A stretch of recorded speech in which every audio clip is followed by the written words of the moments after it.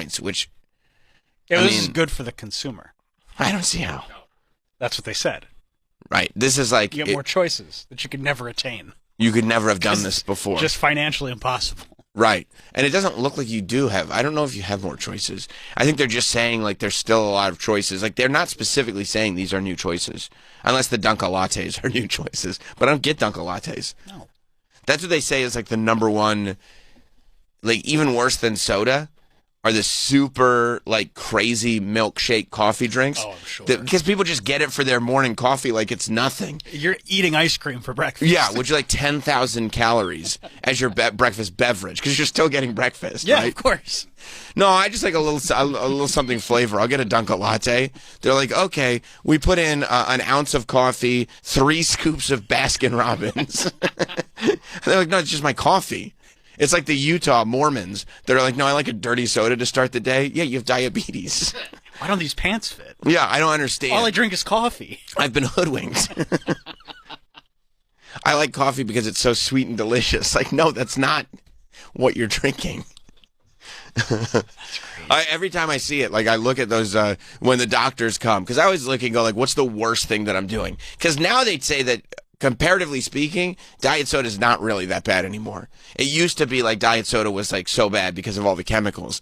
But now, and I think it's because everything else is worse. It's not like diet soda is that much better, right, yeah. You know? Yeah. But now they're like, honestly, like diet soda is not bad. You can have some diet soda like, compared to what you're doing. But they always go, coffee is actually really bad, and I go, oh no, like I like to start my day with a coffee, but it's always like, yeah, I mean, a lot of caffeine is not great for your heart, but really it's let me put a little whipped cream, 10 sugars, you know, a whole milk in there, like all this stuff that people put in it, and that's why I'm glad that, you know, it's just black cold brew for me. You like it black. Like my men. So funny. Still slaps. Ray in Georgia. Classics never go. No, they don't. No, they really don't. Ray in Georgia. Hey, has anyone interviewed Edna up in Shamokin? How this is going to affect her? Yeah, I wonder how Shamokin is dealing with the Dunkin' Donuts point debacle that's happening right now. I would imagine that lady, you know, because it's like you would think, well, it's an option to be like, why don't you just start going to Turkey Hill? Because you don't really like their donuts. Didn't she die? Rest in peace. Who, the lady? Yeah, I think the Turkey Hill lady. Yeah. We can't confirm or deny. Like, Edna Faust went into hiding. I think she just lives forever. Well, yeah, but I think her fame got to the point where it was too much. So I think she went into hiding because we can't verify where she's at right now.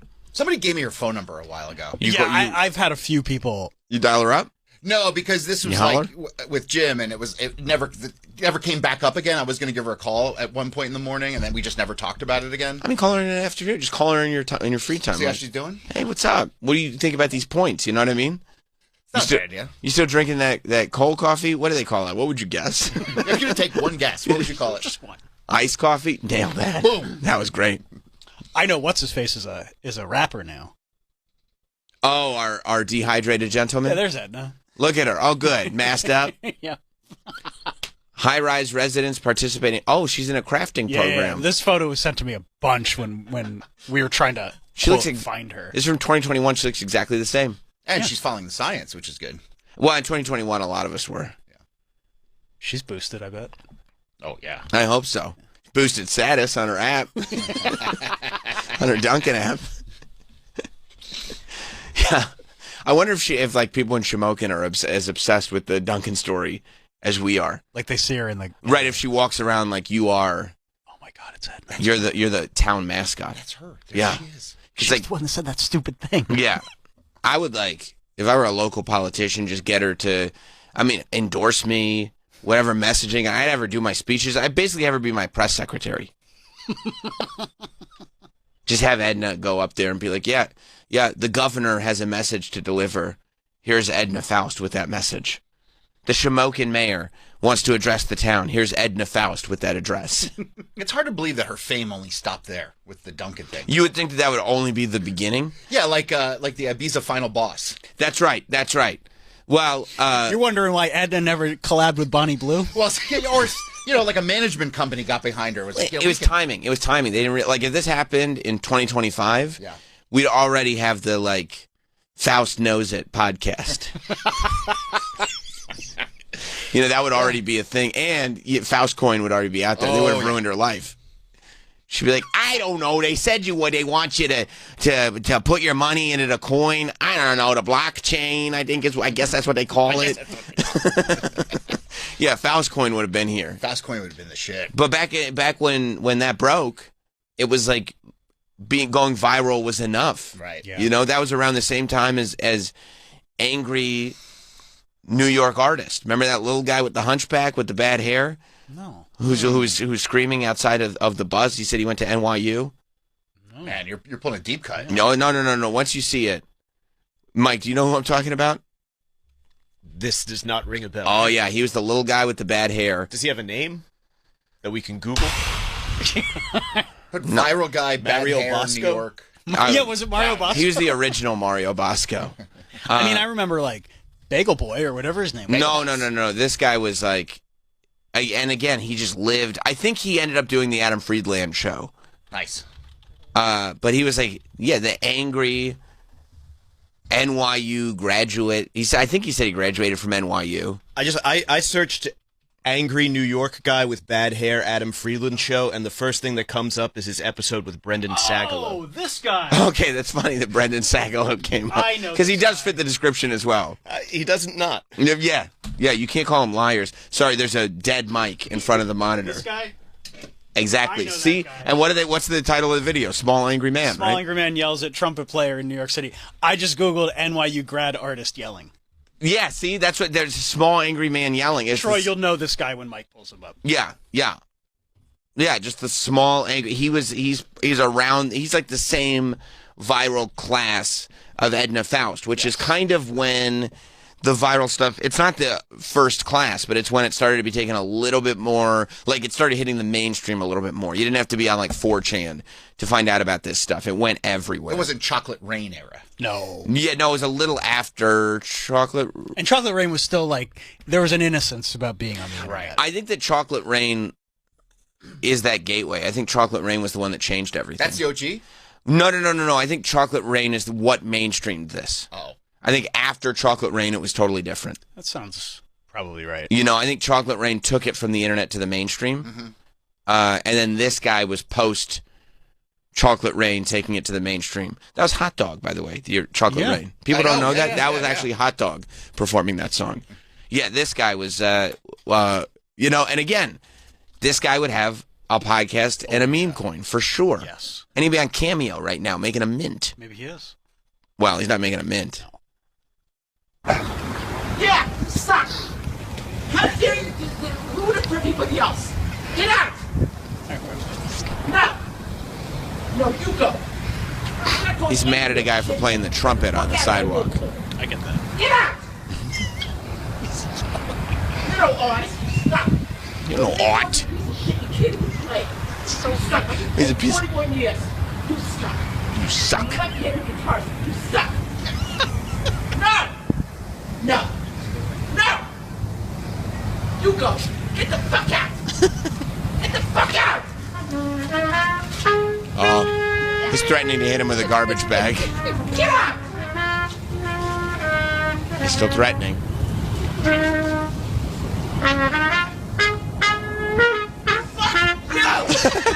He's arguing with the trumpet. This is so bad. Get out. Where are you from? See, the guy is really, I think, Guy's crushing it. and he's especially mad that the guy doesn't play the trumpet well. You're no talent piece of shit. You oppose your right to talent in order that everybody around you what they want to do or not. Get out! How dare you come down here and do this? I'm here 14 years. I've lived in this town my whole life. You're a disgrace. You suck. How dare you? I'm 3 blocks down.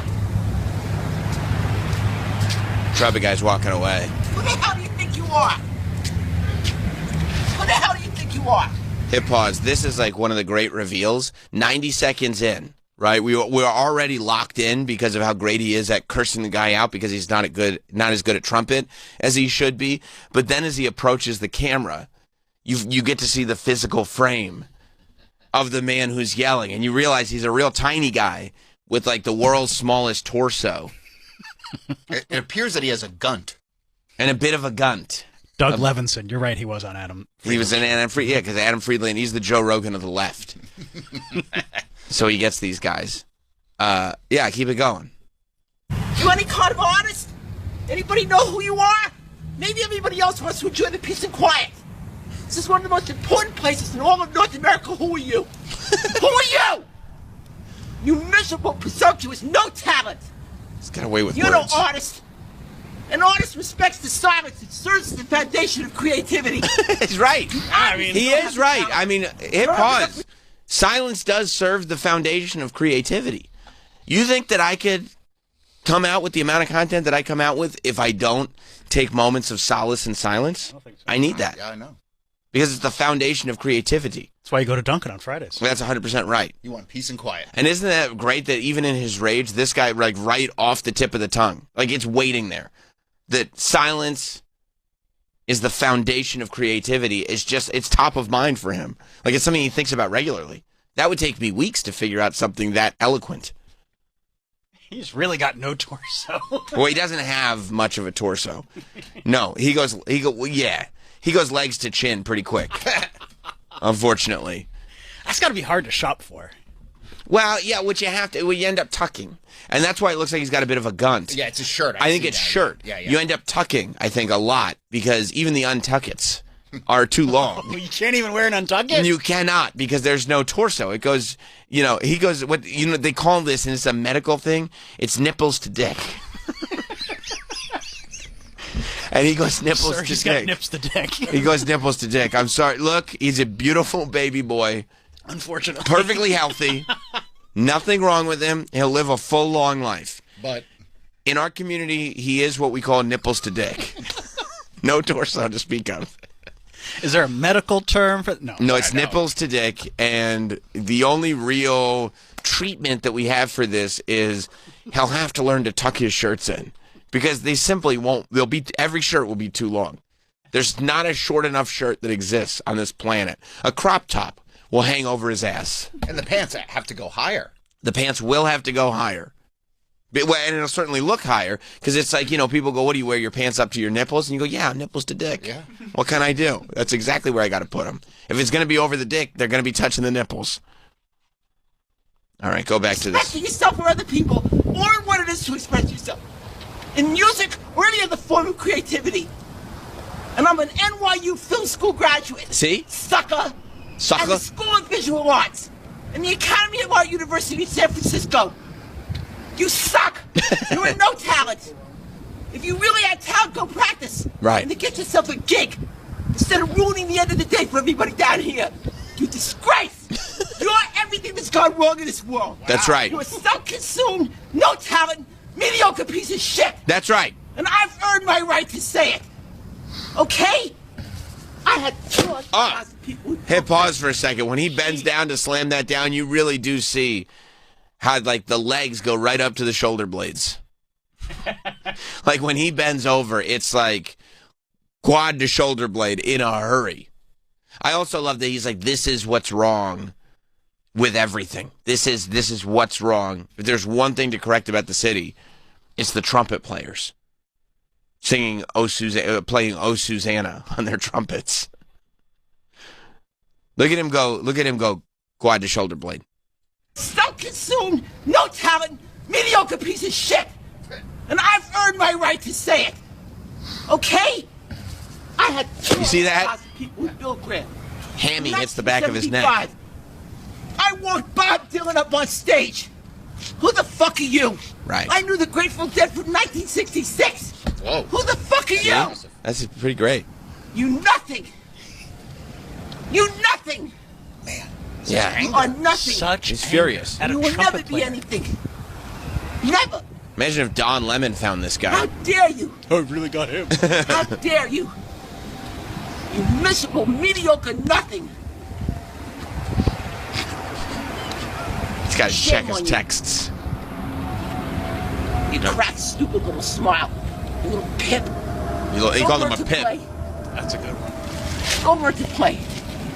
You're flat. You can't even carry a fucking note. I don't care about your little, like, horn lip. It doesn't mean that you know how to play. Right. You're flat. I'm trained classically.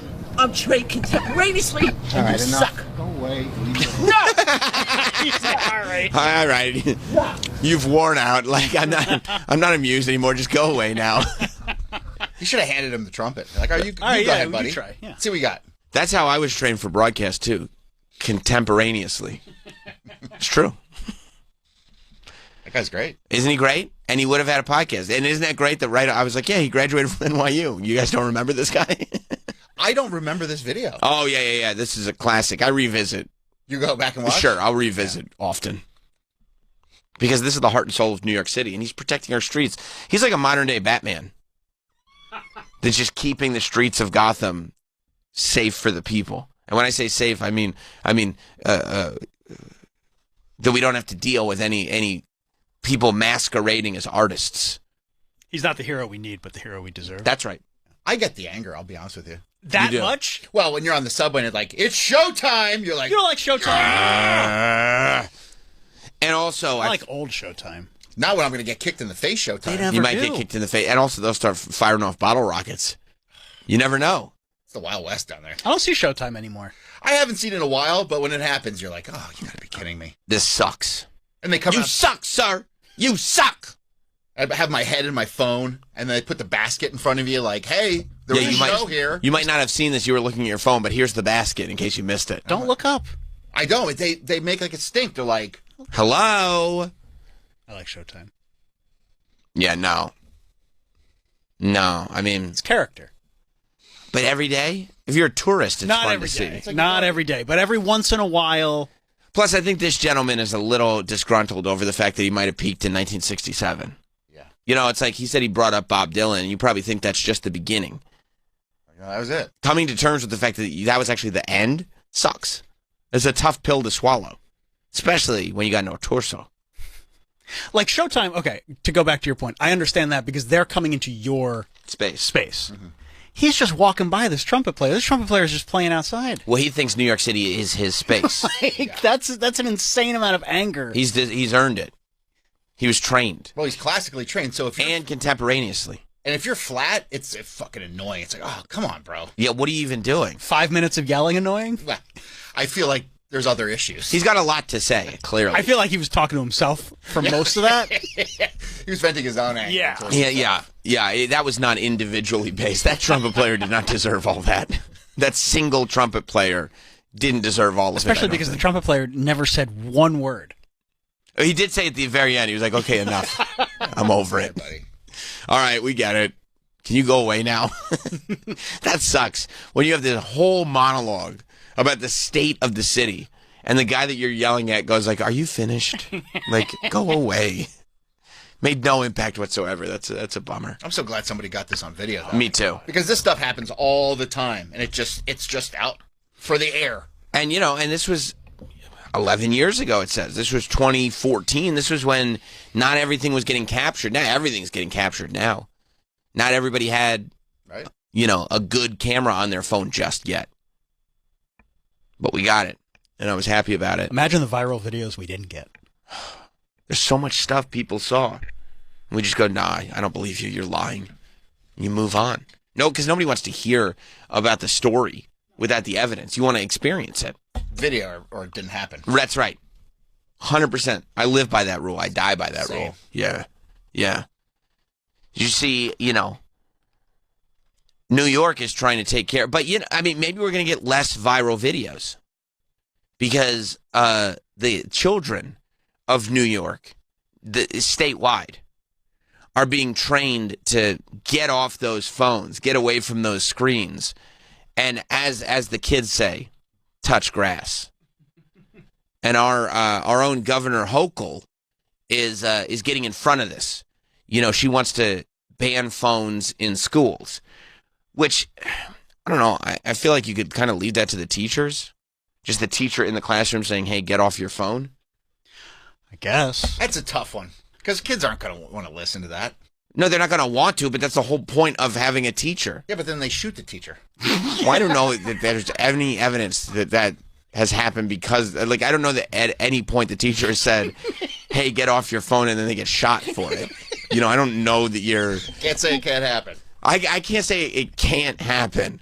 I don't know that you're surmising the plight of public school teachers as well as you think you are. Feels like an Eric Andre sketch. Yeah. What'd you say?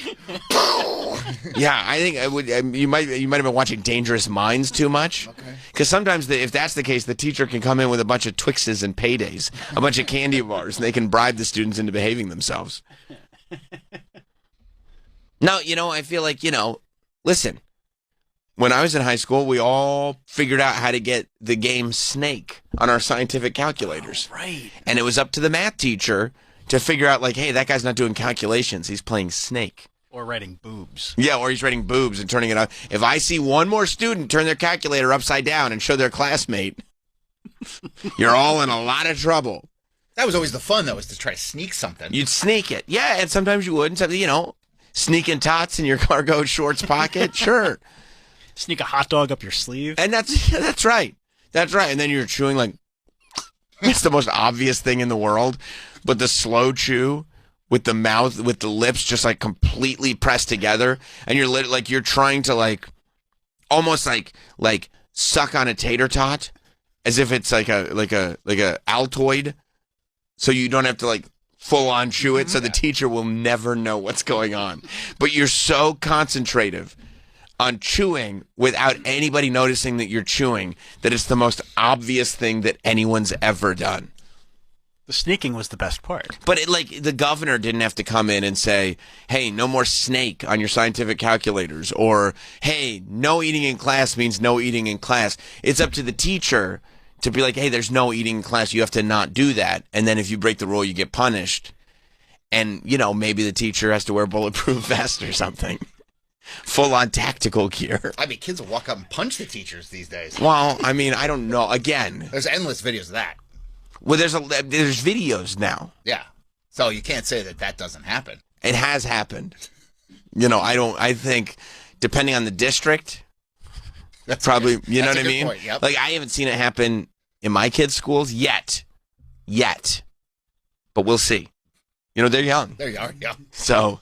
yeah, the kids in my school, in my kids' grades, would have to kind of punch upwards to get the teacher, and that happens too. It has happened because I've seen a video of it. Stand on a chair, right? That can happen. A little step stool, jump up on the desk, karate kick the teacher. Yeah, I think that. Listen, if there was video of everything going on in classrooms in the late '90s, it would have been horrific. Horrific. The big thing when we were kids was kids like to chew tobacco during class. They no, not in. I mean, in Pennsylvania, that was probably more. It was a Pennsylvania thing, but they would. It was also a New Jersey thing. Yeah, New Jersey for sure. I could see that. We had kids that were chewing, and they'd be like, no chewing tobacco in class. But then they'd have the wad in their lip. No chewing tobacco in class. And then they'd hide their little spittoon. Right. And when the teacher wasn't looking. Yep. And the teacher knew. They could see that big thing in their cheek. Yeah, that was kind of the thing, was to you were putting it out there oh, I'm not allowed to do this, but you can clearly see it. Say something, and I'm going to wait. What was that sound? Nothing. Yeah. And then the teacher has to decide, is it worth dealing with, or do I really not care? Right. How much are you getting paid? Yeah, getting paid nothing. Nothing. Yeah. I'm just going to say this shit about fractions. And if you get it, you get it, and if you don't, you don't. I don't care. The regents are over. State testing is done for the term. Poor teachers. They have a tough job. They got a tough job. Especially with teenagers, boys. Teenage boys in teacher's class? Forget about it. I don't know if it's as bad now as it was in the 90s. It's worse. I don't think it's worse. No, I think that Troy gets scared watching internet videos. Yeah, I don't know. I mean just the general misbehaving. There was a lot. Bro, you got expelled for shitting yourself. Yeah. After punching Well, it wasn't. They didn't expel me for moving my bowels in my pants. Oh, no? There was other things involved. Oh, sorry. You maced a kid, dude. Bro, he picked on me for fucking months. I'm not saying you weren't in the right. You're kind of a hero for the way you handled yourself. But what I am saying is, if there was a video of that, then you would have come in here the next day and say, kids are macing each other in schools. You know what I mean? No context. Right. It's just like, and also it's happening, I saw it once, so it's happening at all schools. Endless videos. Yeah, everyone's just getting, I would only homeschool kids because everyone's getting maced at these schools by pants shitters. I have a relative that was a 5th grade teacher in Easton, Pennsylvania, and she had to quit because they were catching guns on kids. Man, well, Pennsylvania is a different, Pennsylvania is I think Pennsylvania is just like... tip of the iceberg? Yeah. There's a lot of overlap with Pennsylvania and New Jersey. I think that's true. But you guys also can't even have amusement parks in Pennsylvania. What are you talking about? Most people can go to amusement parks without worrying about teenage girls beating them up. Oh. You know? There was other issues. I mean, you clearly saw other issues at Wildwater Kingdom. I don't think that was an isolated incident. That's what I'm saying. It's Pennsylvania. Yeah. And you might have to come to terms with the fact that it's Pennsylvania. People are bored. When people are bored, they misbehave to the highest levels. There's nothing going on. Pennsylvania as a state is egregiously large. It is. With nothing in it. You ever drive through Pennsylvania? Yeah. It's torture. You can't believe it. Why is this still Pennsylvania is what you say? How? We all the goodness of Pennsylvania, we left it 2 hours ago. It's still there. Say the woods are nice out in the mountains. Beautiful. There's nothing going on. Yeah, you're right. You know? Nothing. And so what do? You get in trouble. That's all you can do to amuse yourself. And your friends. And your friends. Because your friends laugh when you get in trouble. Love amusing your friends. That's right. But, because, and this is, I guess, what she's doing with all the money from the traffic now, which is, by the way, still equal to what it was before. Congestion pricing? Congestion pricing money. Because I saw that they're raising the price of Subway. Oh, yeah. Like the Subway fares are going up. Yeah. So, which was weird to me because I thought they were making money hand over fist with congestion pricing, and that was going to go to the subways. No, the problem is that they need so much money. Right. They just need more. Yeah. However much they got, they'd like some more because they have to buy mascot outfits because Governor Hochul is now going to schools with her new mascot.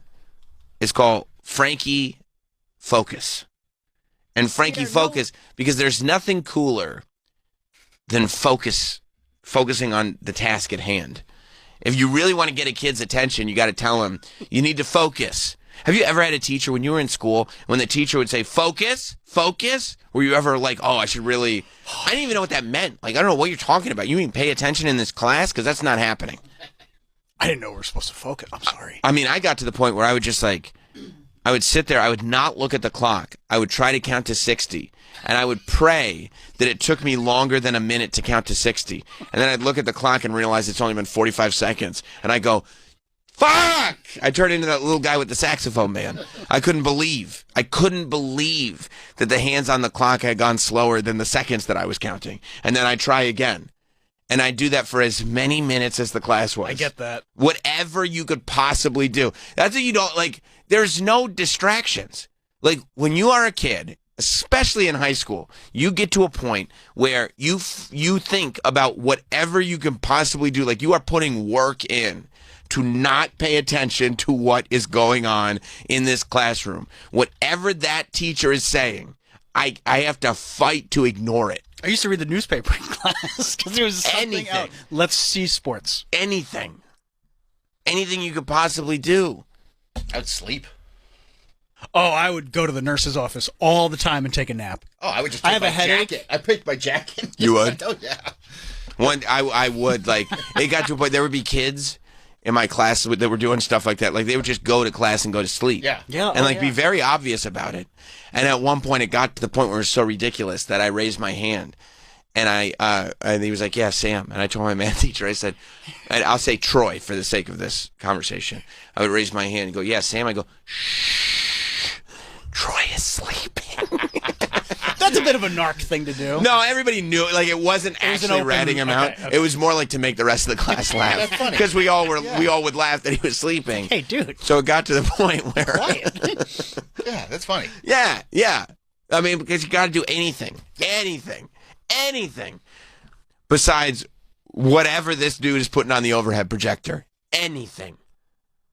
And so the idea of like, well, maybe if we take these phones away and we get this fluffy green Muppet, it'll encourage the kids to focus. Like, on what? And teens love mascots. That's right. Teens love mascots. It's not like teens are the ones that push them down the stairs.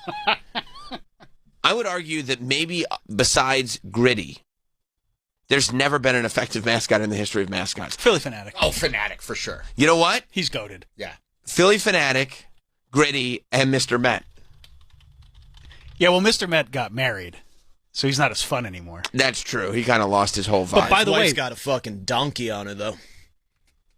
What? A fat ass. Oh, I mean, I thought that was a penis. how about you? No, a donk. Oh, donk, and then it goes Donk. donkey. Yeah. Oh, okay. Yeah, there was an episode of Date My Mom back in the day where one of the contestants kept referring to the date's mother as having a donkey. So that's how I refer to fat asses now. Right. Yeah, no. Date My Mom. What year was that show out?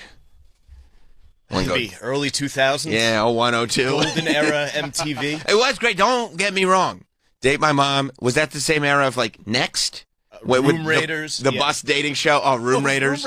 Oh, yeah. Are you kidding me? Those would go on at 4 o'clock. I'd go home. I would park myself. Junior, senior year of high school, I'm parking myself and watching these MTV dating shows. I'm not saying it's a bad thing. I'm just saying the idea that we would pick up on slang that you adopted approximately 24 years ago is a little bit. Perhaps if it had been from the 90s. That I probably would have gotten. As if. I know what you're saying. But I mean, the two most effective mascots, by the way, no coincidence that they're both from Philly. And you know why? Pennsylvania's got nothing going on. No, so they just make kick-ass mascots. Pennsylvania rules. They're really good at mascots. Jackass. You can't forget They're Van really good March, at yeah. That's what I mean, because they're bored. Bloodhound Gang. Right, they're bored. So they just, Hall & Oates. oh no, it suck. What? Suck. I love Hall & Oates. The worst. So Governor Hochul is like, don't worry, kids. I've got you. And she introduced them to the new mascot, Frankie Focus. Got a friend here, one of my best friends, who I want you to get to know. What? Frankie Wait. Focus. He's introduced One of here your best today for the friends? very first time. He doesn't say a lot. He's kind of quiet. That's all right. That's all right. But he is very focused on learning in school. Woo! Frankie, Frankie, Frankie, my Frankie. God. Yeah. Let's give it up for Frankie Focus. Let's give welcome to Frankie Focus the Bulldog way. Frankie, thank you for joining us. We're discussing creating environments that are distraction free. And I know that is your motto. Distraction. First time in the school, right? You excited about that?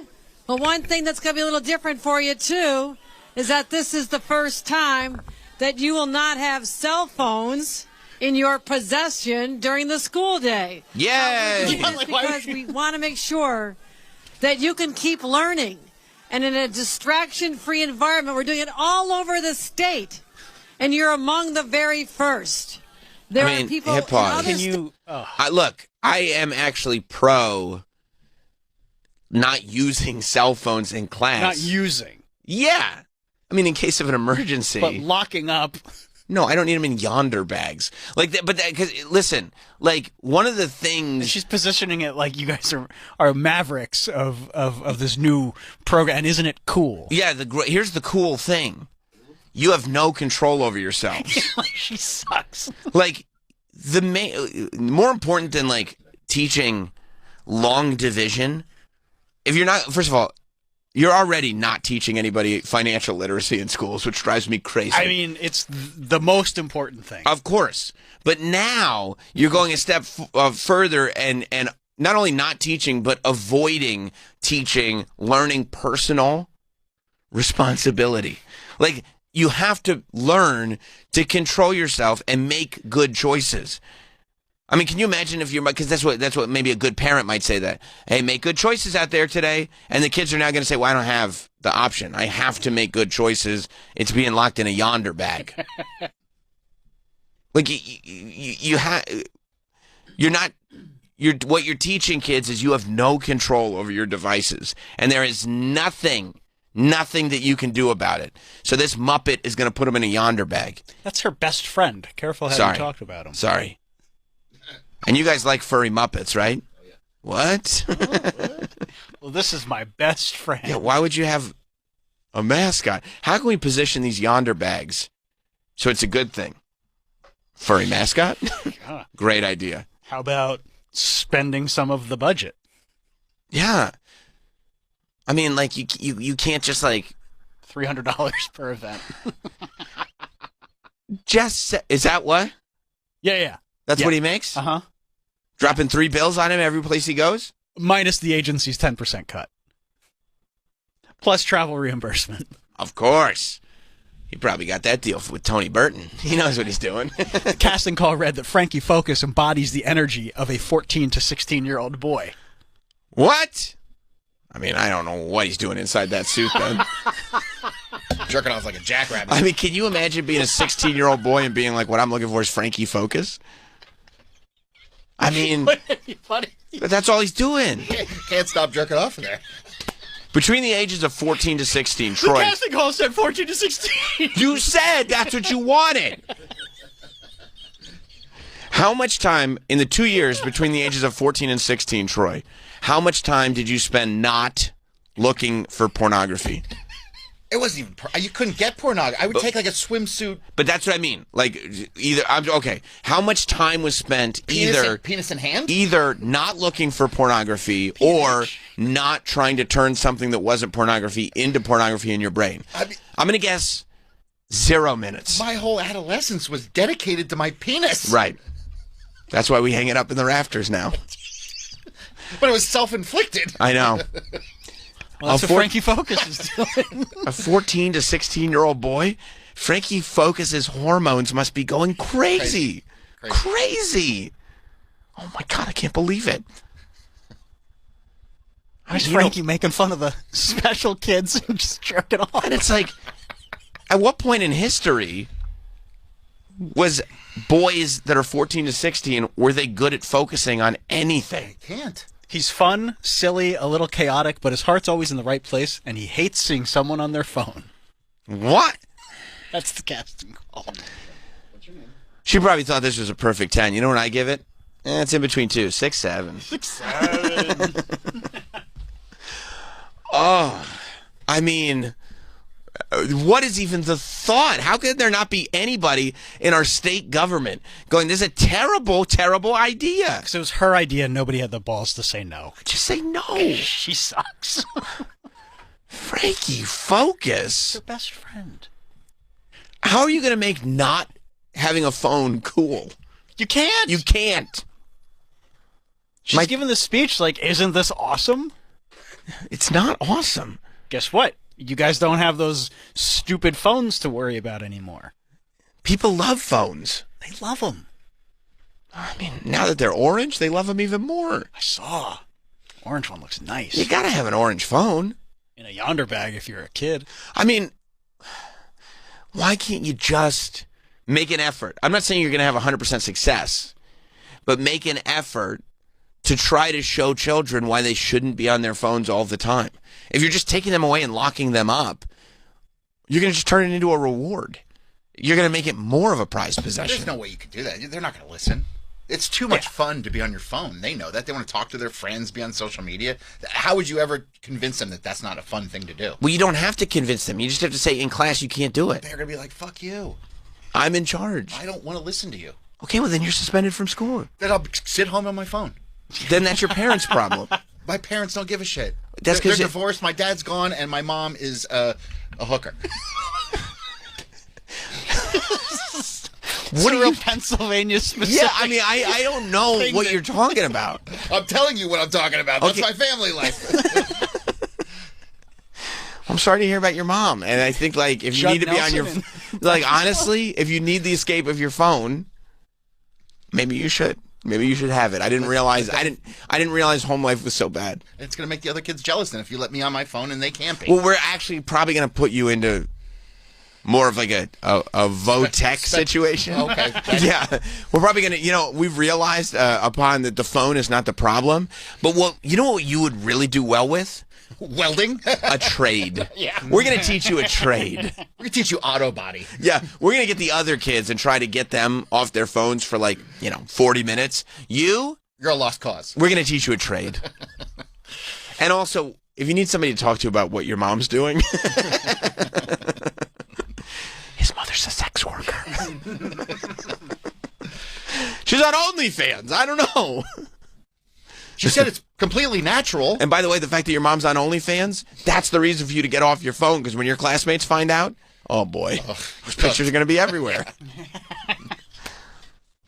No, I just think that you can task a teacher with saying, hey, you're not allowed to be on your phones in my class, and if I catch you, there's repercussions. There are rules in a classroom. Yeah, but then what about the governor's horny teenage friend? Well, this jackrabbit... Frankie Focus, you and your horny teenage friend need to get out of here, Hochul. And plus, half the stuff that Frankie Focus wants to do isn't allowed anywhere near a school. No. It's got the mind of a 14 to 16-year-old boy. I don't trust Frankie Focus at all. Absolutely not. Now that I got you off your phone, let me show you something. Get out of here, Frankie. Focus on this. Yeah. It was a terrible idea. That's what the casting call said? Yeah. Has the mentality of a 14 to 16-year-old boy? It's a terrible idea. This gets worse and worse. 14 to 16-year-old boys are the worst. The worst example of what you could be. Yeah. This gets worse and worse the further you go. Some of the funnest. I mean, they're funny. Yeah. They're hilarious. But you don't want them to be your mascot. I mean, they're bad people. Or your best friend. Because, you know why? Because as a boy, boys don't mature very quickly. No. And as a boy from 14 years old to 16 years old, you have the capability of doing really bad things, but you haven't developed the lobe in your brain that would stop you from doing bad things. So even if you're a good person, you still do bad things at that age because you haven't figured out that just because it's funny doesn't mean you should do it. You're invincible. Exactly. Let's hear more from Kathy. States who are not doing what we're doing, but I know one thing. You're going to be smarter because you'll be paying attention more in school. Your teachers will have a better experience teaching you and making connections with you. And ultimately, you're going to be better than anybody else. What? So I am so excited about this policy because for too long, students have sat in schools with their cell phone in their hand, distracted, looking at TikTok dance videos. See, that's what I mean. Hip hop. You suck. What are you talking about?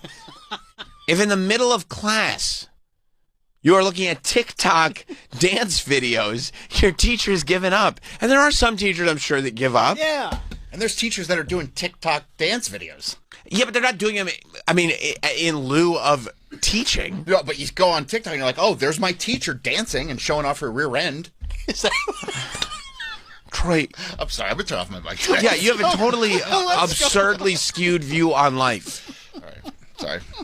I had a lot of coffee today. I know. And you just, spend those Dunkin' points. Whatever your weirdo algorithm feeds you, you believe all of it hook, line, and sinker. I see teachers dancing in classrooms. So I know the kids aren't there, but it's like, I'm sure those kids are seeing their teachers doing it. So they're like, she doesn't set a good example. Kids can look at TikTok dance videos, just not in the middle of class. But if it's your teacher? The teacher right there, you still can't look at it in the middle of class. If I was sitting here having a conversation with you, and then you just started watching my wrestling podcast on YouTube, I go, Troy, what are you doing? I'm talking to you. You'd be like, yeah, but it's you. You're on my phone right now. No, and I would say, Sam, you made an excellent point here to be like, thank you. I appreciate it. You probably could distract me, but with flattery. That's a fair point. But no, I don't think because a teacher is doing a TikTok dance video that then she loses the credibility to say you can't watch TikTok dance videos in the middle of class. No. If she said TikTok dance videos are generally bad, then yes, she would lose that credibility. But to be like, this is not something that we're going to allow while a lesson is being taught, no, she has not lost that credibility at all. It's insane. You just say things, and you just see something on the internet, and it skews your whole view of life. Aren't you glad, though? That Troy is this way? I am. Because he goes like, this is what's happening. I've seen it. You don't know. I go, have you seen it in the real world, or have you seen it on your algo? And he goes, mainly algo, but still. That's not to say it's not happening.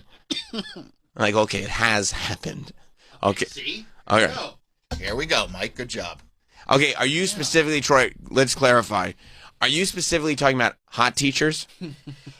Obviously, if you're going to be, there's not going to be a fatso teacher dancing on TikTok. I mean, there might be, but they're not in your algo. No. There probably are fatso teachers dancing on TikTok, and that's not how they like to be. But when your teacher looks like that, and it's like, you're going to be really distracted. Well, based on the size of the book bags on the wall, first of all, and this is gonna really throw you for a loop, Troy. Yeah. I would say there's a decent chance that isn't necessarily a real teacher. She's created a small set to make you think she's a teacher to play on your horniness. That may be the truth, but there are definitely teachers on there. I'm not saying that there aren't teachers on TikTok. It's not an epidemic, and it's not even a bad thing. No, you can dance on TikTok. But not according to you. But what I am saying is you may be looking... Now look at this teacher's dancing with kids. I mean, that's setting a bad example. It's lunch. She shouldn't be doing this. You don't think so? I mean, for multiple reasons, she shouldn't be doing this. It's kind of embarrassing for her. No, that's fine. That's a fine thing to say. I'm not mad at that. But you're not setting a good example for those kids back there. No, here's the danger. Yeah, the danger of hot teachers dancing on TikTok is not that the students are going to see TikTok videos. The danger is the husbands that are now volunteering to go to meet the teacher night. Bro, there you go. And you know that's happening. 100%. No, I'll go to meet the teacher night. You sit at home. But you never go. I know. I need to start taking more of an interest. I just listened to Cat Stevens' song, and I need to start taking more of an interest. She's like, oh, every year? No, just this year. This year. I mean, we'll see. We'll take it on a year-by-year basis. And let's try to get his sister, his younger sister. Let's try to get her in this class next year. That's the danger. But no, like the first one that just came up, it looks like a set that was built to make you think she's a hot teacher. I could see why you would say that, but that's just one example. Right. You're saying there's an epidemic of hot teachers, and that's what Hochul needs to concentrate on? Or, because this sounds like you're in your quest not to self-gratify, and that this is making it difficult, and that it feels like this has nothing, I'll say, to do with what we're talking about, and this is more just something that you are dealing with internally. Is that fair? Could there be some truth to that? It doesn't really do anything for me. I don't believe you. A hot teacher dancing in a classroom doesn't... You can go like, wow, she's an attractive woman, but I don't feel like, oh, I have this desire to whip out my penis and start masturbating. Well, I didn't say that. I didn't say it's not... Why you always have to go from level 1 to level 10? Like, you forget about 2 through 9 every time. Nick, you're getting distracted from the point of this conversation. Which is... Explain to me the point of this conversation. The point of the conversation is you can't be telling kids not to be on their phone. Right. And doing this when the teachers are dancing and acting a fool. You think they're acting a fool? I don't know. Look, I don't think that's a good look for teachers, but I'm not here to judge. I mean, it sounds like you are. No, they can do whatever they want. You want the government to come in and say... It's hard to take somebody seriously as a teacher that you're teaching the kids when you're showing your rear end on TikTok dancing around in the classroom where you teach my kids. That's what I'm saying. So you're saying that if you're a student and you see your teacher dancing on TikTok, you should be able to then ignore that teacher, take your phone out in class, and just do whatever you want. Yeah. Okay. I mean, it's a strong point. I just don't, But look, they can do whatever they want. But you think they should be better role models than that? Yeah, I do. I mean, I think there's some validity to what Troy is saying. I think if you shouldn't. But that's also like a lot of teachers that I know have like private accounts, like on social media, because they specifically don't want their kids to find them, or they have like. I mean, just their name is nowhere in their like you wouldn't be able to find these people. No, I don't think it's smart. They find them. I don't think it's a non-valid point. But I don't think. But also, if you're a high school teacher, if you're a hot high school teacher, you probably shouldn't be dancing on TikTok. Yeah. I don't think it has anything to do with students using phones No. in school. Once again, It has nothing to do Troy with... and I were in the same car, and I jumped out when he made a left turn. Yeah. I think that it has, like, he has completely They're two brought in different his own... That's why I said this is more about you. Yes. He's brought in his own biases and his own viewpoints, and you brought in your own agenda. I don't know about that. And Well, they're tried... banning phones, but these What about women these can still teachers? dance on And you're like, TikTok. what, I mean... It's nothing to do with each other. Yeah, this has nothing at all to do with what we're talking about. I gotta tell you, Mike is usually really bad at finding things. I can't believe how fast Mike is pulling He's these just up. crushing it this morning. And again, a lot of these look like fake classroom backgrounds. Are you saying that they would fake? They would fake being a teacher Yes. just for TikTok? Yeah. You talking about the user cutest music teacher? Yeah. You think that they would fake being a teacher to get more engagement because people would think that they're a hot teacher? Yeah. Interesting. Mm-hmm. Okay. And I'm going to say this right now. Go ahead. There's some adult films Yeah. where the star of them isn't really anybody's stepmother. Really? Yeah, I think so. And some of these, I'm going to go ahead and say there's a chance that this lady, those glasses aren't prescription.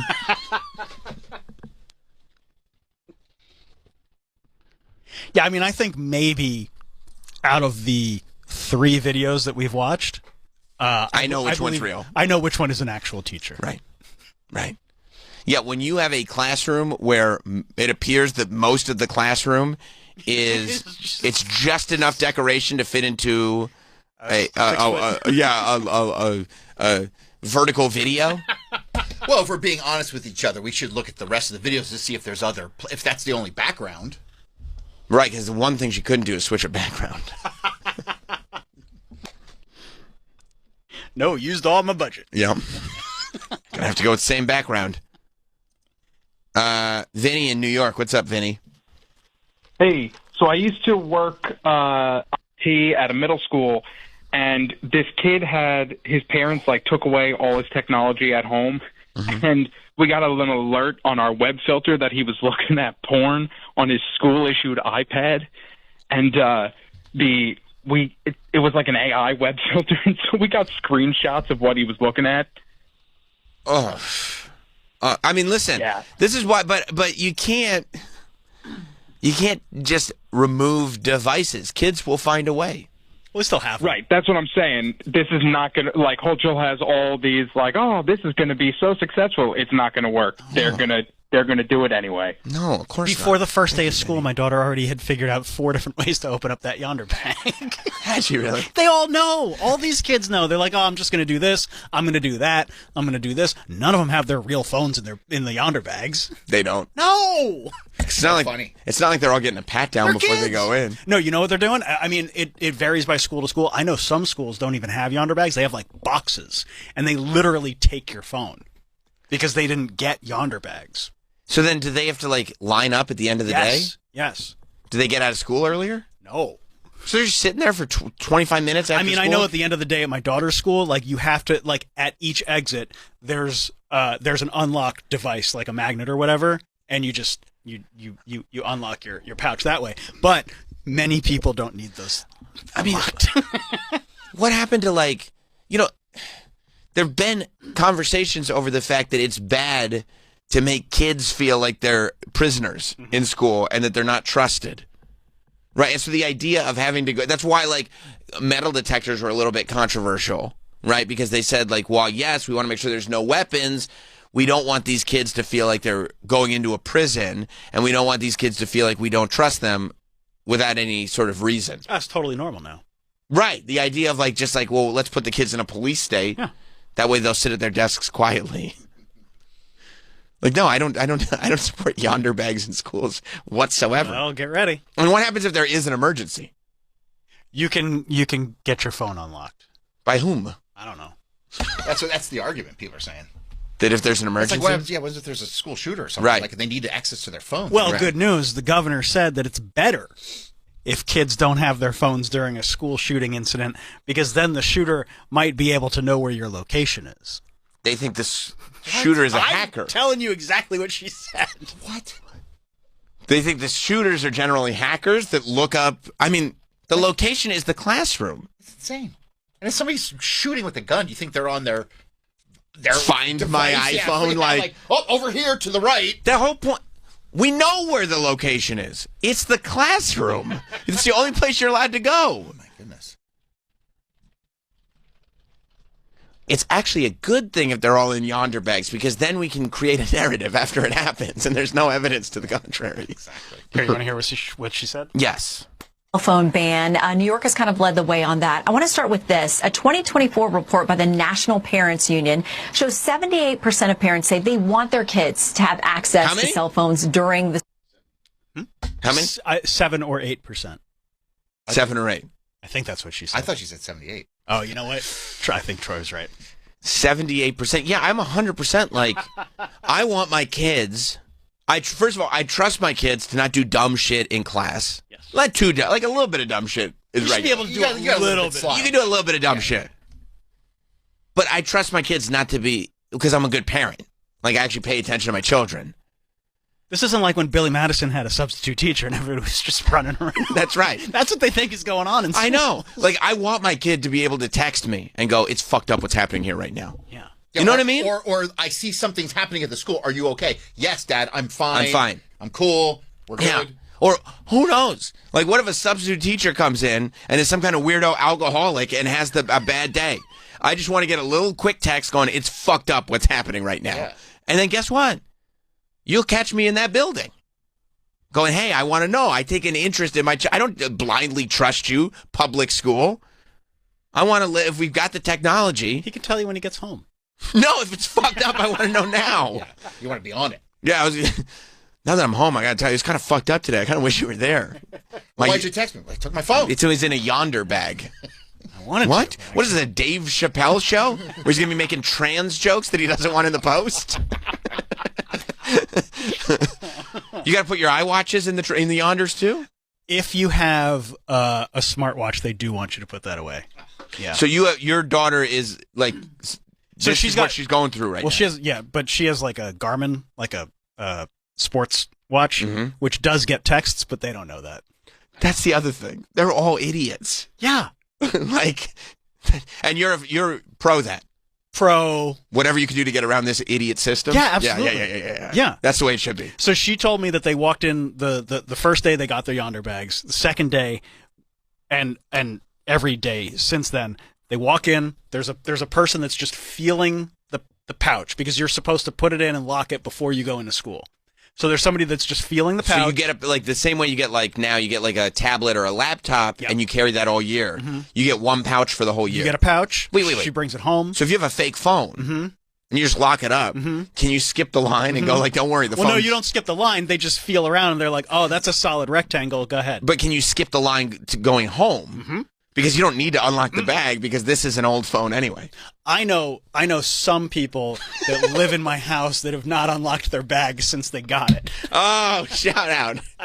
And by the way, you're doing it the right way. When you have a kid that's figured out a scam that's harmless, like it one-ups the man, but it doesn't hurt anybody, you let that kid know. Yeah, let it slide. Not only do you let it slide, you reward them. Because that's the only way you're going to get ahead in life. They're going to scam you if you don't scam them first. Also, it's not like she's sitting around in class with her phone out the whole time. Right. Yeah. Right. No. Yeah, she can just leave that yonder bag wherever she wants. It just stays in her backpack. First out of school, too. First out of school, yeah. Oh, that's great. That's great. And honestly, probably the people working at the school think it's bullshit, too. It's a state thing. They don't want to do this. It's not a school thing. Yeah. It's not like the principal is like, No. oh, like the state is telling them we have to do this. They don't care. And I think the first time you get caught with a phone, it's a warning. The second time, I forget what the second time is, but then the third time, your parents have to come to school and you have to like figure out next steps.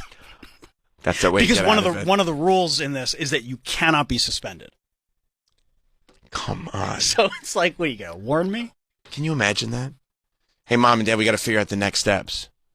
I mean, you guess what the next steps would be? Nothing. Yeah. You know, AJ Soprano would get worse punishments than I would give my kid for this. That's hilarious. Some students put burner phones in their yonders. A middle school English teacher said in Alabama. Others lock vapes and weed inside so they can sneak them past bag checks. Oh, that's great. Oh, come on. These kids are genius. That would have been me. They've been known to stuff RX bars, calculators, even portable battleship games, and otherwise flat yonders to give them a realistic bulge. I'm telling you, that's what they're only checking to see if there's a solid rectangular object. I've always, you know what I would put in my yonder bag? What? A sock. I always find that gives a realistic bulge. Thanks. I mean, you put a deck of playing cards in there? Forget it. Keep going. Forget it. Yeah. This isn't a deck of bicycles, is it? No. That's a phone. What phone is square like this? It's a old. I have a bad phone. Anyway. Nokia. Yeah. Anyway, there's a whole line of kids trying to get to class. All right, go ahead. You trying to shame me because I'm poor? Right. No. That's a BlackBerry. Mind. Yeah, exactly. It still works. Got the clickable keys. Yeah. I like the tactile experience. Yeah, doesn't it take forever to get into the building now too? Well, I think it's a little quicker because you're supposed to have it already in the pouch, have it locked, so that somebody can just be like, boop, boop, boop, keep going. You got to have staff to check it. Yeah, you got to have staff, security, whatever. Probably just teachers that are trying to get their shit done. Now they got to check for rectangles. It's insane. Yeah, but Frankie, focus. He's going to fix it all. Don't worry. There's a big green furry guy that says it's good. He's jerking off in the corner somewhere. He's a 14 to 16-year-old boy. He's my best friend. He does weird stuff. He humps the couch. He's discovering his body. What were you saying before? Oh, you want to hear more of this? Yeah. Okay. Okay, so we're talking about the cell phone ban. New York has kind of led the way on that. I want to start with this. A 2024 report by the National Parents Union shows 78% of parents say they want their kids to have access to cell phones during the school day. So we'll give you a little bit of reaction from some New York parents and then get your reaction. The New York Post quotes parent Ebony Holmes, who says, had to wait 30 minutes after school to get my 12-year-old daughter's confiscated iPad back, called the ban terrible. If somebody's coming here and they shoot up the school, how is my kid gonna call me, she said.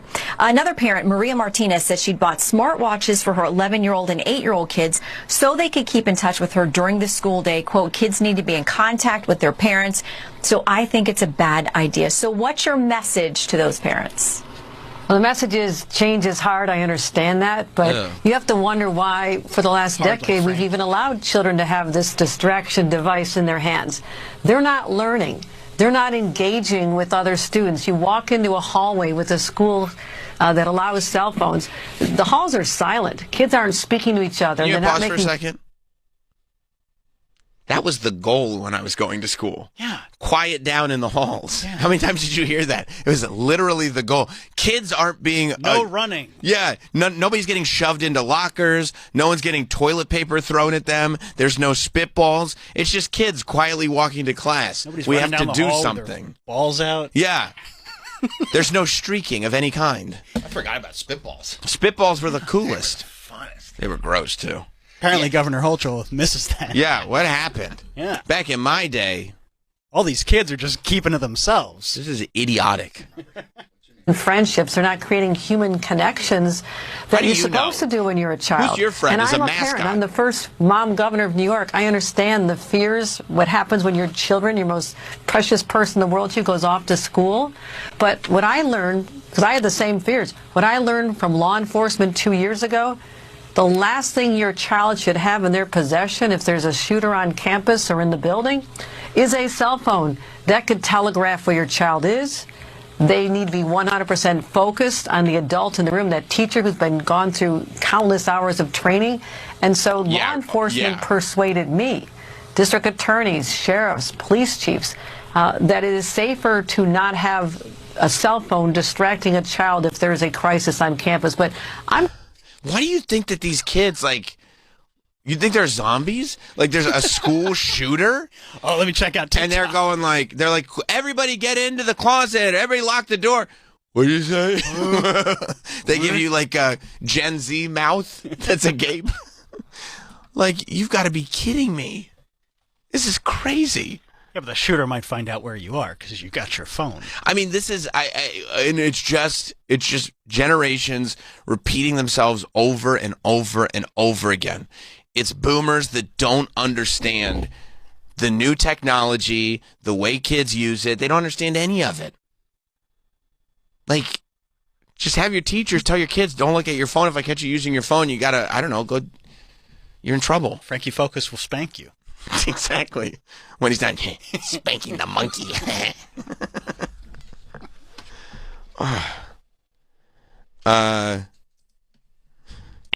Mike D's in New York. What's up? What's up, So, I mean, I guess I'm on the edge of this boomer stuff where I don't understand why kids need to be in contact with their parents during the day. I do get the whole thing that there's some crazy shit going on in a school. But at a certain point, what is a parent going to do? You can all rush down there with guns even, but what's that going to even do? You know, well, I mean, it's not for a military action necessarily. No. It's to be able to try to take care of your child. Yes. So I don't know how running down there is going to do anything. And I understand that when you have a problem with, administration and the school, that you should be able to get in contact and be able to square up and, understand everything that's going on. Right. But when I went to school, I was also getting suspended for cell phone stuff, cigarette stuff, and all that kind of, they didn't have a problem telling me that you couldn't come back for a while. And I think that's part of it too. Well, thank you, Mike.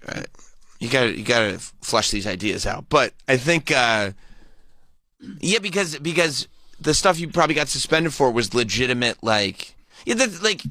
if you're not paying attention in class, you get real punishments. Like you can. I mean, what do you mean? What do you mean? Not really. You should. No. You should. I meant you should. Not like this is what's going on. Now, what's a real punishment? They can't hit you. They did. My elementary school, they used to spank us. That's because it was 1950. You got spanked? Oh yeah, I went to a Christian school, and they would take out a paddle. That's different. I had high school friends that went to Catholic schools, and they were. Yeah, it was the gym teacher. He'd come over and he'd whack your ass. Oh man, you should rephrase that. Yeah, he would take the switch and spank your ass. And look at how well that worked. It didn't work. It didn't. So if that's if you're harming me, if you're causing physical pain, and I look at you, I'm like, fuck you. I'm going to do what I want to do, and I'm going to continue. Who are you, Zach from Rage? Yes. That was my mantra growing up. Fuck you, I'm going to do what you tell me. So it's like, what do you do? They put you in you'd be in the hole. Did you guys have the hole? What? No, we didn't go to prison. No, we didn't go to Shawshank. The hole. Yeah, it was like you were suspended for the day. You'd have to go to a separate room and sit in a room by yourself. We had in-house suspension. It was not solitary confinement. And that was fun because you'd be in there with the other cool dudes. You guys just called it the hole, or No, it was just the nickname. Okay, all right. We had in-school suspension. We had in-house suspension, detention, suspension. Saturday detention. Saturdays. I don't know. I had a lot of Saturdays. Oh yeah, same. But that's where all my friends were. Yeah, of course, it'd be fun. Yeah. But the idea would be that if you have suspension, detention, or in-house, that then your parents would get notified and they would do something if they were good parents. Right. You're taking it for granted that parents are going to be good. Well, then that's the issue. Not fucking put your phone in a bag. Well, that's not gonna if you have parents that aren't doing anything, regardless. You could put your phone on a balloon. It won't make a difference. But how do you get those kids to behave? They don't give a shit. The parents don't care. Okay, then they go to Votech. Then guess what? Teach them a trade. Votech. That bred crazy people. I think they might have been a little nuts before they got there. They were shitting their pants and macing people before they even got to Votech, okay? I wouldn't blame it on Votech. That's not fair. That's just a hypothetical, you're saying. Hypothetically speaking. Pants, Mason. Right? That's what they said. I talked to a principal. He said, well, we look at kids who, mace people, shit their pants in fights, stuff like that. We send them to Votech. But guess what? Those kids aren't worried about their jobs being taken by AI. Yeah, no shit. Yeah, well, plumbers are okay. I remember graphic artists. That was a Votech. Oh, we had that in high school. We didn't have that in Votech. And that was shit. I think plumbers will be okay because it's such a specific going to your house. It's a guy going to your house fixing the thing. Electricians will be okay. Construction. Auto body, maybe not. Right. Auto body's a little tougher because listen. No, auto body's pretty pretty okay because you'd have to make like the auto body shop Right, I mean- would have to make expensive technological upgrades, and so many of those auto body shops are owned by a guy. Yeah. They're not going to do that. No. They're just going to trust their guy that's been with them forever. Yeah. So auto bodies, for a long time, probably okay too. Although the more like cars get made, where the problems end up being within the onboard computer. Ugh. You know what I mean? Like you have to bring it back to the dealership or the authorized mechanic who can then reset the onboard computer. That's going to be the That's problem going to screw over for the auto mechanics, body. yeah. Yeah. Absolutely. Yeah, and you see Oh, that. my entire dashboard's out. You see that more and more with like the electric cars. I hate it. Like the electric cars that are like, does it need a hard restart? And it's like, we don't need to apply this to everything. No. And there's people that are pushing back, like, and there's car companies that like next year's models I read, like they're starting to put back like tactile buttons, Good. tactile like. I mean, because that's people good. don't want to like touch around on a touchpad. You know where that knob is. Right, right. And if it's loose, you can feel it's loose. Maybe you can tighten it. You bring it to your guy, he can tighten it. Or not even if there's an issue. Like when you're driving, like what's more safe? Right. Turning a knob to turn on the air conditioner, or having to look down at a touch screen and making sure that you're tapping the right thing. Right, because you just tapped a thing and all of a sudden your fan's on 10 and it's blowing at you and you're like, what's going on? And you then crash your car. yeah, now you're crashed into a light pole.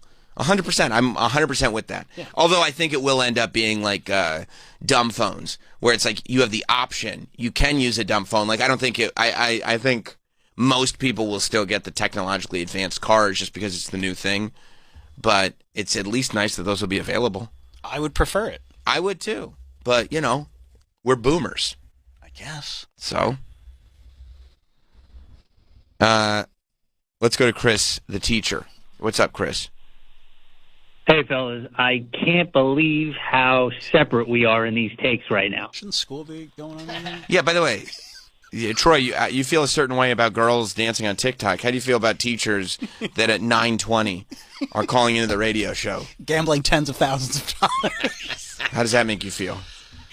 I mean, imagine like you're in school and like Chris is your teacher.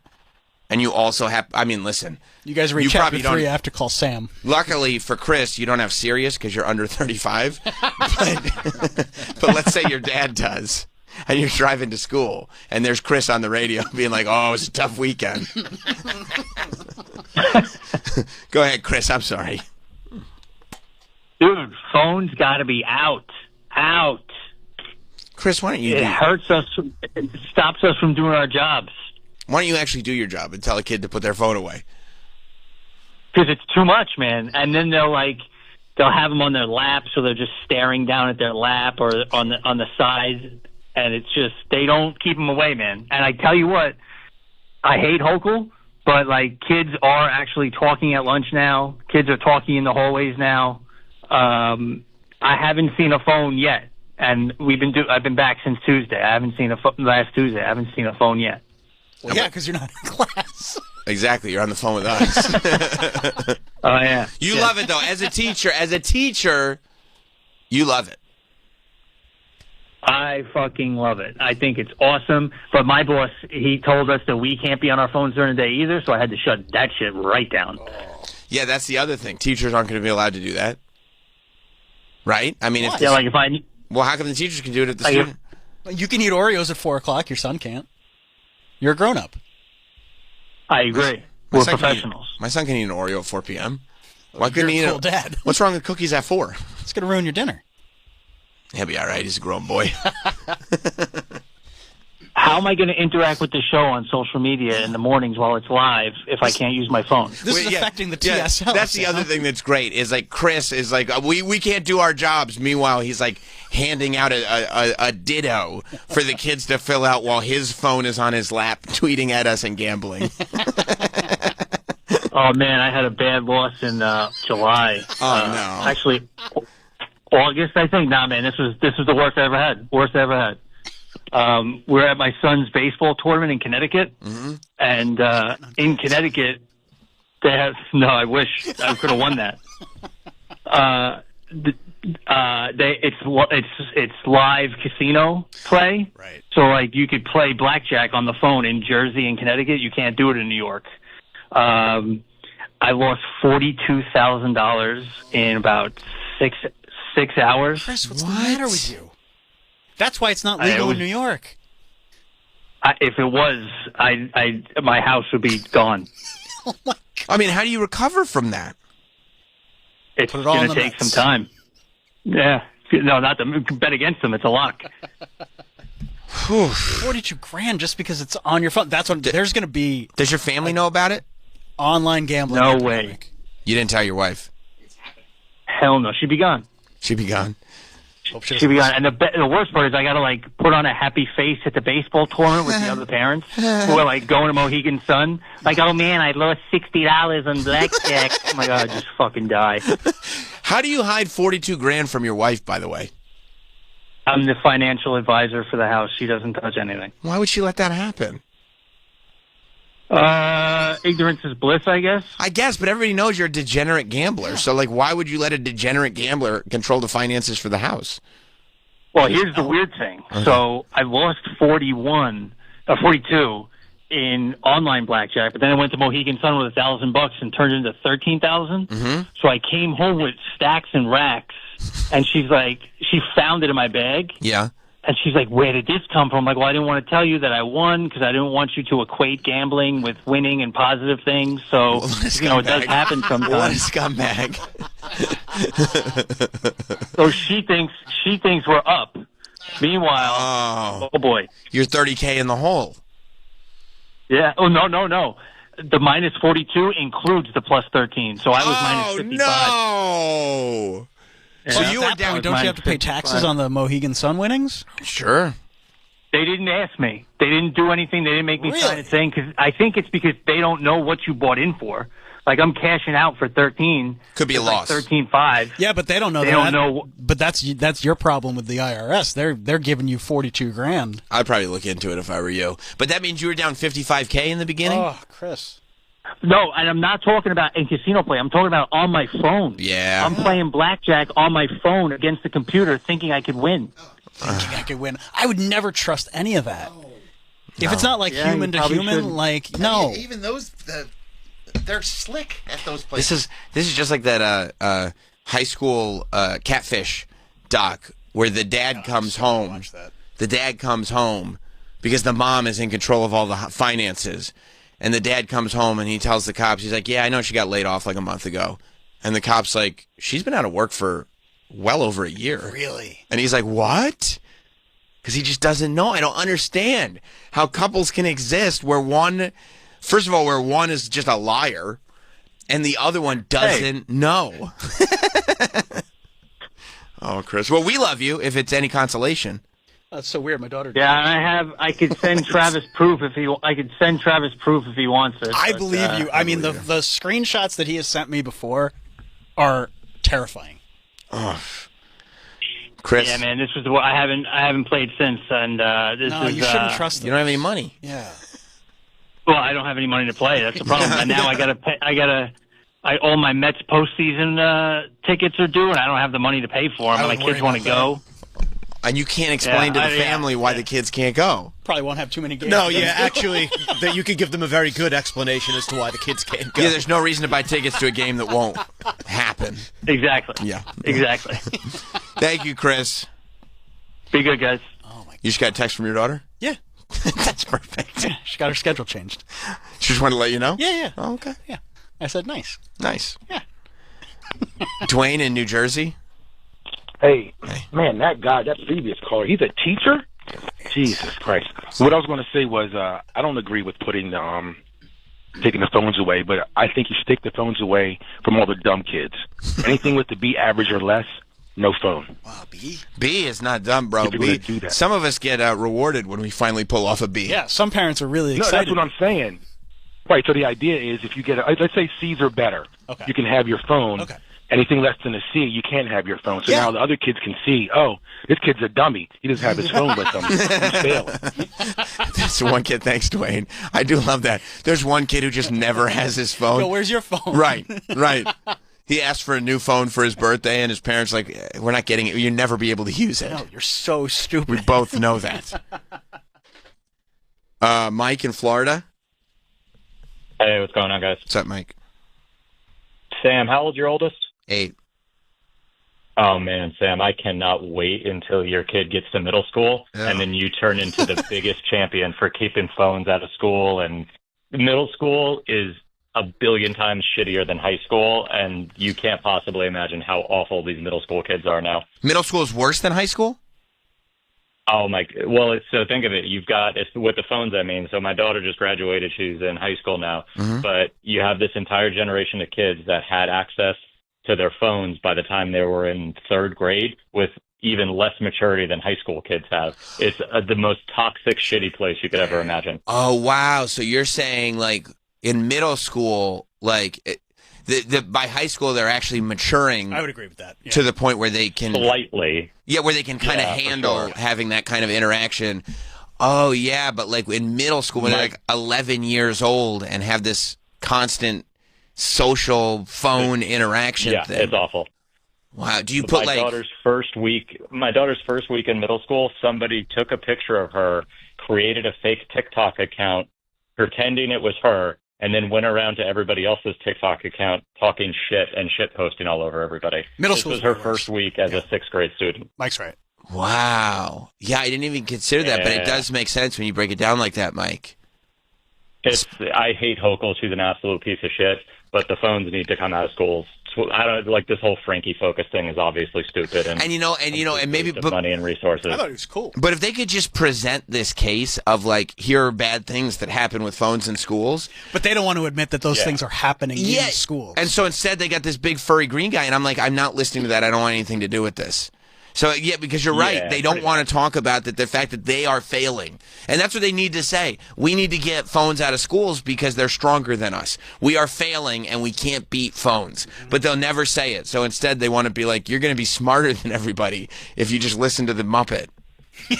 It's really insane. It's like, well, you think of it, like the government won't even attack social or won't even try to like regulate social media or try to get it less toxic or less, filled with fake news or whatever you want to call it. So now you're asking the school system to try to do it. Like it's just not going to work. It's not possible. Yeah, you're right. Take care, fellas. Thanks, Mike. No, Mike's right. I know he's right. They get Troy every day. You mean like the government should put safeguards in place for children and Troy for like fake news and stuff like that. They get tricked. The internet's so tricky. It's tricky, right? Isn't it tricky? Now with AI, it's just getting me left and right. I saw. I mean, you saw something that Troy got fooled by? I saw something I would think Troy would get fooled by. I keep seeing videos of The Rock saying that, like, I lost all this weight because of a digestive problem. And I'm like, this is fake. This is AI. And then, like, I'm looking at the comment. I can see it's AI. And I'm looking at the comments, and they're like, oh, I knew it was this. I knew it was... And they're, like, really interacting with it. I'm like, this isn't real, dude. I've gotten fooled. I got fooled by the bunnies jumping on the trampoline. I thought that was real. You did? Yeah. Well, my daughter had to tell me it was AI. That sucks. I said, thank God for you. That's the worst person you want to tell you it's AI. Because then you know what? it's confirmed. Knows. Yeah. Confirmed boomer. Yeah. It's tricky, isn't it? I just wanted to believe that a bunch of rabbits were jumping on a trampoline. It's fun. Yeah, it's fun. It's fun. Yeah, it's cute. It is cute. Yeah. It's like when Tim Wallace is dancing around in that Trump shirt. That's real. I saw that on Joe Rogan. It wasn't real, unfortunately. But imagine how and that's the other problem, that some of them, it's like, this would be so fun if it was real, so you want to believe. And then you go, no, it's just a thing that somebody... But there also has to be some sort of, like, critical thinking, where you're like, would Tim Waltz really be doing this? I mean, I think a lot of people use that critical thinking, go, yeah, he probably would. Everybody believes everything. I mean, he's the current governor. But he's, right? Yeah, but he's, a little over the river and around the bend. No, he wouldn't be doing that, obviously, Travis. You're right. But sometimes we surround ourselves with an algorithm that's just constantly feeding us, and it makes us believe that this absurd stuff is like, oh, yeah, no, that checks out. The internet's a terrible place. It's used bad. To be so bad. I know. I don't even... Because there was a separation between real life and the internet. That was chocolate rain, and then you would just go about your day. Right. No, it's gross now. It's really bad. You'd be like, hey, did you see that hamster that turned his face around real quick? Right. Squirrel or whatever it was? You're like, oh, wow. And now Chris Hansen's going to come out with this doc about Roblox. Does he have a Roblox doc? I didn't know about that. That's the new thing. Chris Hansen's got a Roblox doc. Roblox can be bad, right? It can be. Yeah. But, like, I don't know, man. You also, I mean, you just have to be more vigilant than ever when you have kids. Yeah, you just have to be a better parent. Yeah, you have to know what they're doing. Know what they're doing. But honestly, I know what my daughter's doing right now. She just texted me. Where's she at right now? School. What state? New York. Private or public? Public. Gotcha.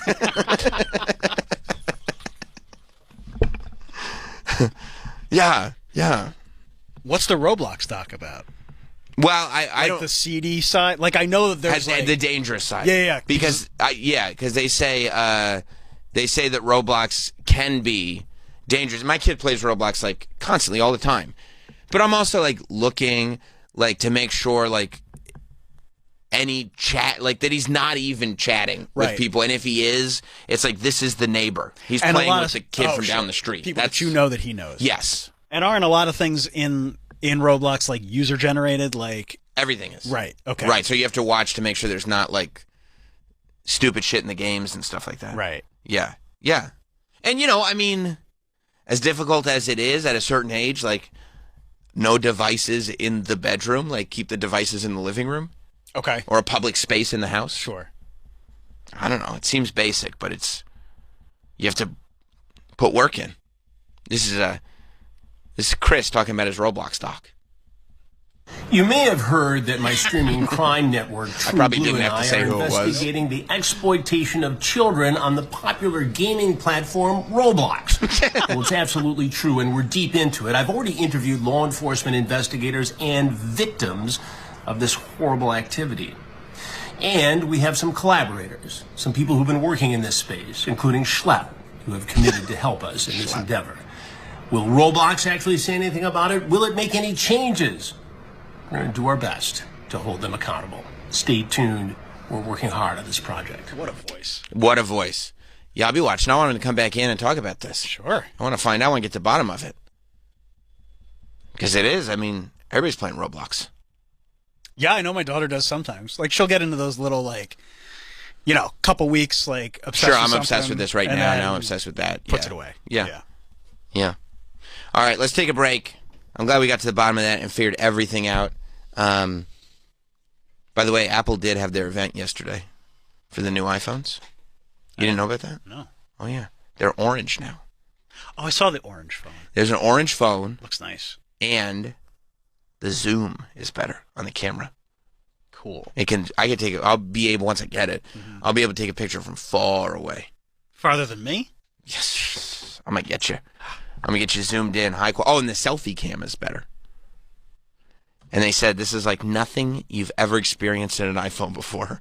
I said, really? Yeah, there's a bump on the back now for the camera. The whole way? Yeah. Yeah, it's raised. Oh. Yeah, so that's exciting. All right, so we kind of talked about it. Yeah, I think we pretty much got to the bottom of it. But on the Pro Max, they got blue, silver, and orange. Did they? No black. Oh, MAX. I thought you were talking about MacBooks. I was like, no MacBooks, no. Pro Max. Yeah, there's only 3 colors. 3 colors, no black.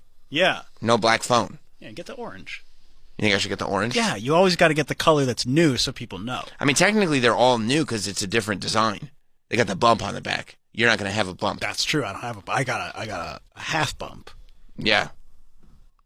Half bump's not going to be it anymore. No, you need full bump. Full bump. I'm not going to respect that. You getting a full bump, Troy? I'll probably go another year with this one.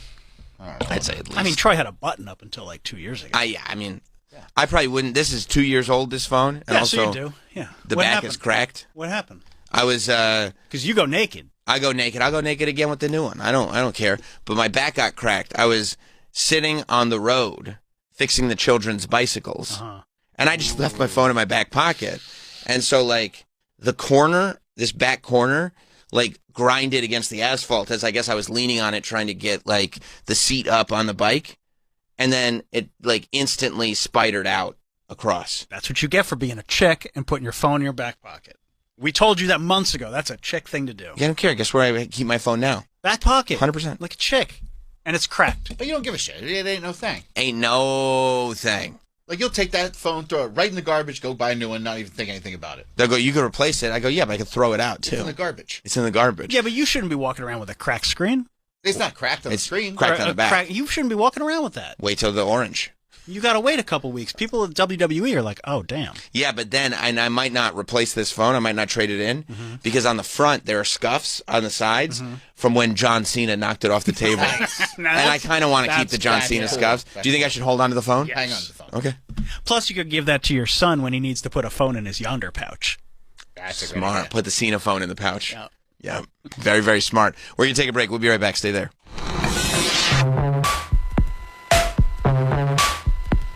We will be right back with Sam Roberts Show.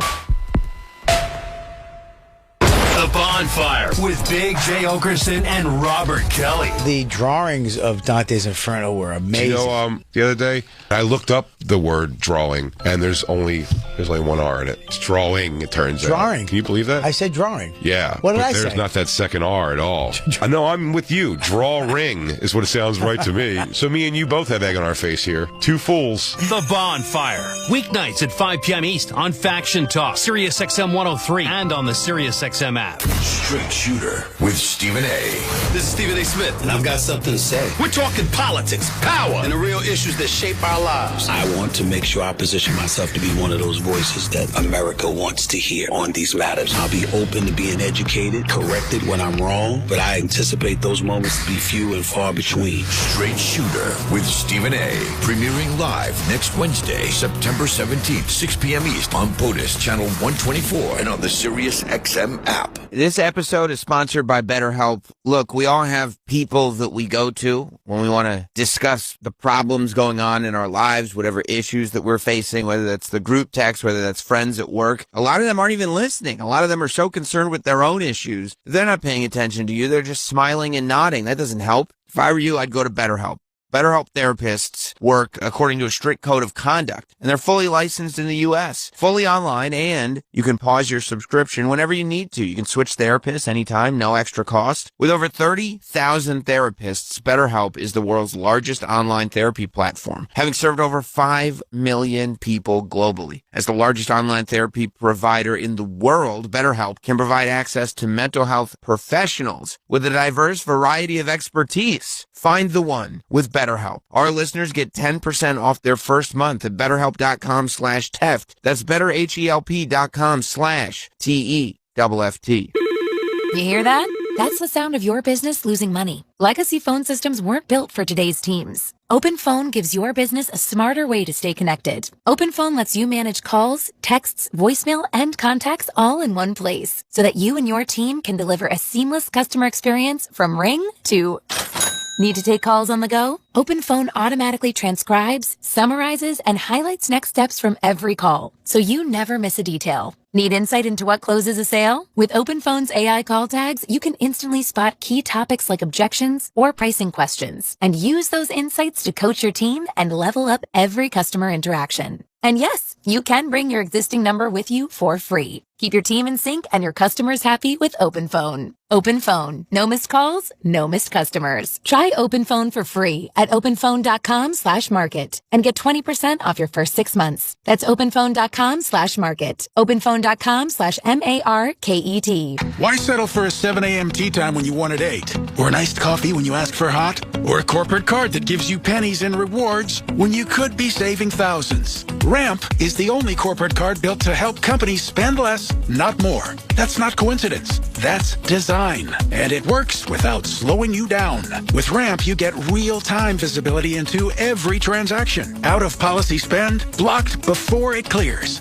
Duplicate SaaS tools run unused seats flagged before they waste your budget. Ramp automates the guardrails so you can stop chasing receipts and start driving strategy. Over 40,000 companies already run on Ramp, including CBRE and Shopify. They're not just logos, they're teams reclaiming time, cutting costs, and closing the books without overtime. Because with Ramp, the less you touch your expense system, the better it works. Right now, your business can get $250 off at ramp.com/SXM. That's ramp.com/SXM. Ramp, built for savings, not points. Hey, Metallica family. This is James. It's Lars. This is Kirk. It's Robert. It really means a lot to have our own channel here on Sirius XM. For us to be able to have a platform to share the music that we love, the music that we create, the music that inspires us. The most Metallica anywhere. Maximum Metallica. Do you want heaven? Channel 42 and the SiriusXM app. On right now. We've all seen a bad call. Phantom hold, mystery offsides, a catch that clearly hits the ground. But the worst call, buying your game day cigars from some sketchy website. That's a bad call. At Famous Cigars, making the right call is easy. Thousands of premium brands in stock and shipped fresh from our huge on-site humidor, half the size of a football field. Go to FamousCigars.com and get 25% off your order of $99 with the code SCORE. We've been in the game since 1939, so we know a lot about bad calls and bad cigars. Whether you're tailgating or savoring that fourth quarter comeback from your couch, do it with a cigar as bold as your team spirit at a price that won't cause any interference. No bad calls, just great cigars. Save 25% at FamousCigars.com. Code SCORE. FamousCigars.com. Code SCORE. Famous Cigars does not sell tobacco products to anyone under the age of 21 or the minimum age in your local jurisdiction, whichever is higher. Did you hear? The housing market is cooling a bit. So if you're thinking of selling your home, you probably want to get a move on. Get it on the market now. Lucky you, some homes are still selling for 12% above market. 12% more on average for homeowners who use Ready.com to find their real estate agent. REDY.com. Ready is the fastest, easiest way to find the best agents near you. And the best agents sell homes for more money. Go to Ready.com, and in 48 hours, the top agents will be competing for an opportunity to sell your home. They'll send you online proposals describing their experience and recent sales. And listen, they'll offer you a cash incentive bonus just to be your agent. Thousands of extra dollars up front just for a chance to sell your home. Cooling housing market? Well, Ready is hot. Get a cash bonus when you pick your agent. Get thousands above market when you sell your home. Go to Ready.com today.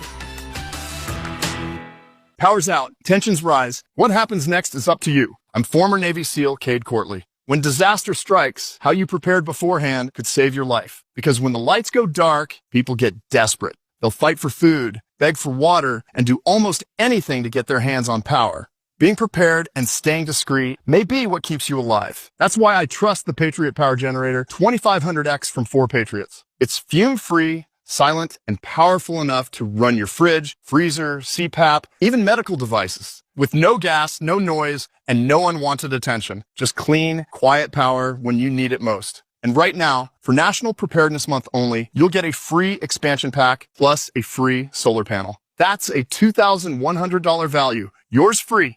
This has never been done before and will never happen again.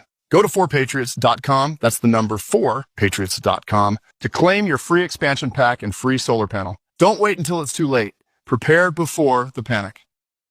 Faction Talks, Trump Nation. I was talking about Roth and him having these backing singers. You know, there were a lot of people that said, man, he's clearly running tape when he was playing before on all those backing vocals. The fact that he acknowledged it, the fact that he did something about it, if enough people start caring, it can and will change. There's proof right there. There's hope, folks. Trunk Nation with Eddie Trunk. Weekdays, 3 p.m. East on SiriusXM's Faction Talk, Channel 103. If it's big on the block or blowing up your feed, it's on Hip Hop Nation. Hip Hop Nation, the sound of the culture. The sound of the culture is on Hip Hop Nation. What did I miss?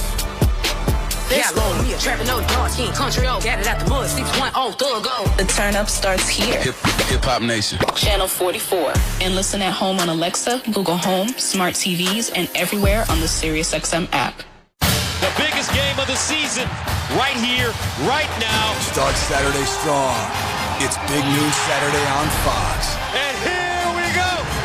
It all starts at 10 Eastern with Big Noon Kickoff, live with an epic pregame. The crowd, the atmosphere, this is what makes it special. Then, it's America's #1 game.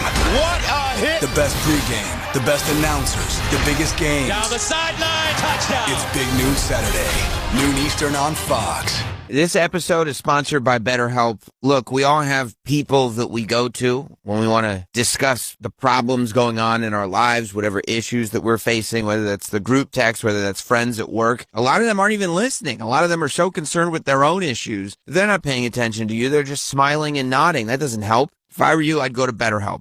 BetterHelp therapists work according to a strict code of conduct, and they're fully licensed in the U.S., fully online, and you can pause your subscription whenever you need to. You can switch therapists anytime, no extra cost. With over 30,000 therapists, BetterHelp is the world's largest online therapy platform, having served over 5 million people globally. As the largest online therapy provider in the world, BetterHelp can provide access to mental health professionals with a diverse variety of expertise. Find the one with BetterHelp. Our listeners get 10% off their first month at BetterHelp.com/Teft. That's BetterHelp.com/TEFFT. Hey, I'm Linda, a business owner like you. My banking is all about my financial freedom. I don't want liens on all my assets when getting the business loans I need. Plus, I want to be treated like a professional, not a potential criminal. My business coach recommended Delta Capital Group. I went to deltacap.com and got the money I needed. A $200K line of credit in under 24 hours. No collateral. It was a breath of fresh air. Delta Capital Group is a national leader providing lines of credit and term loans for businesses just like yours. Same-day approval, no collateral, any credit score. Rated A+ by the Better Business Bureau.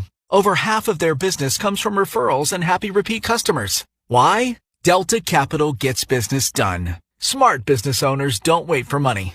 I got my financial freedom through Delta. Delta Capital, lightning fast. Your bank, stuck in the past. Get your money at deltacap.com. That's deltacap.com. Delta Capital Group, funding your future fast.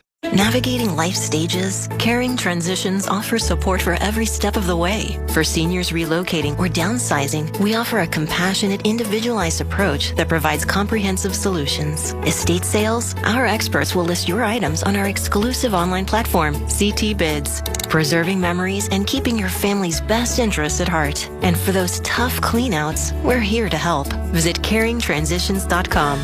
Caring Transitions, embracing new beginnings with confidence.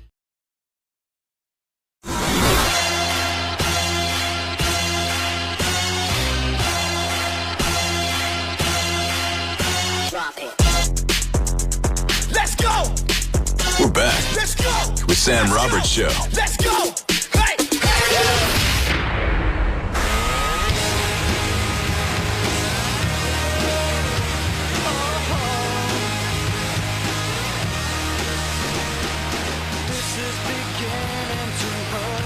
Oh, yeah, welcome back.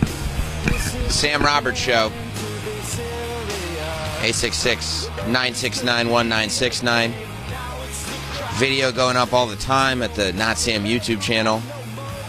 Yesterday I posted a review. It wasn't part of the show. It was an extra thing. I posted a review for the movie Dangerous Animals. It's great. Let me hit you with the premise, okay? Was this in theaters? I don't know. I saw it. I don't remember seeing a commercial. No, it was on Shudder. It's Australian. Okay. Is it like Clown in a Cornfield? Better than Clown in a Cornfield. Okay. A little bit. I like Clown in a Cornfield, though. I'm still seeing commercials for that. Clown in a Cornfield rules. It's coming out on Blu-ray. That seems... And 4K. Unnecessary. Well, no, because I know one person's going to buy it. So, All right, Dangerous Animals? Dangerous Animals. Wait till you hear this. What would you do if you realized that a psychotic serial killer has trapped you on his boat, and the way he kills people is he feeds them to sharks? Oh. I was going to say jump off the boat. No, that's where the sharks are. That's where the sharks are. Also, you're handcuffed and stuff. He's secured you on the boat. Oh. It's not like you're on the deck. So you're asking what would I do? I mean, I would probably sit and wait to die. Well, yeah, you probably would. Yeah. This would be a short movie. I think if Travis were in one of these horror movies, he'd be like the easiest victim to the point where like the killer would be like, this is a waste of time. Like, I had that hunter mentality in me. This guy submitted immediately.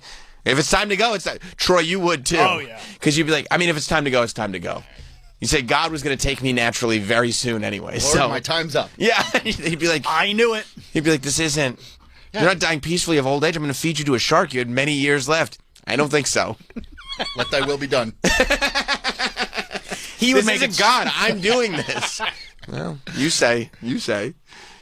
Do you think Troy would make it so boring that he would be released? I've been letting you go. Yeah. Yeah, because the whole thing is the guy. It sounds like you're fucked up anyway. The guy loves the like game of it all. Mm-hmm. So the idea that, that you guys would make it not a game, you could just go, just please don't tell anybody about me. And you probably want to kill somebody that doesn't, or specifically is not doesn't want you accepting death. Yeah, they're sitting there going like, this is terrible. Yeah, but I mean, when you tell me there's like a movie that combines kidnapping a serial killer and sharks, because usually you get a serial killer movie or a shark movie. Both? Yeah, I'm there. And it paid off. Oh. It was great. All right. I mean, it was exactly the premise played out over the course of 90 minutes. You're so funny with this, dude. Why? Because it's just like you get something out of like really shitty movies. There's nothing shitty about it. You like legit enjoy it. Love. Oh, I didn't know Hassie Harrison was in it. Hassie Harrison. Woody Harrelson's. Oh, okay. Is it really? No, I don't know. I didn't know who Hassie Harrison was when you said that. Shark? Jai Courtney is a person. Okay, he looks familiar. Yeah, he was in Suicide Squad. Okay. When he was years ago, he was like the new Die Hard guy. But most recently, he was in Suicide Squad. He's amazing in it. Okay. He's awesome. He's the whole movie. But yeah, I mean, it's great. So much fun. But so that's up on the Not Sam YouTube channel, as well as a bunch of videos from the show. Just posted, what was the one from earlier this week that's already up? I don't know. I just posted something on Monday. Today I'll post a Philly Karen video. We'll have video of our conversation about Don Lemon going up. Tons of stuff going up all the time. And of course, all of it, other than this review, that's a digital exclusive. All of the other stuff is up on demand. Oh, right. Belichick. Belichick. Yeah, that video went up.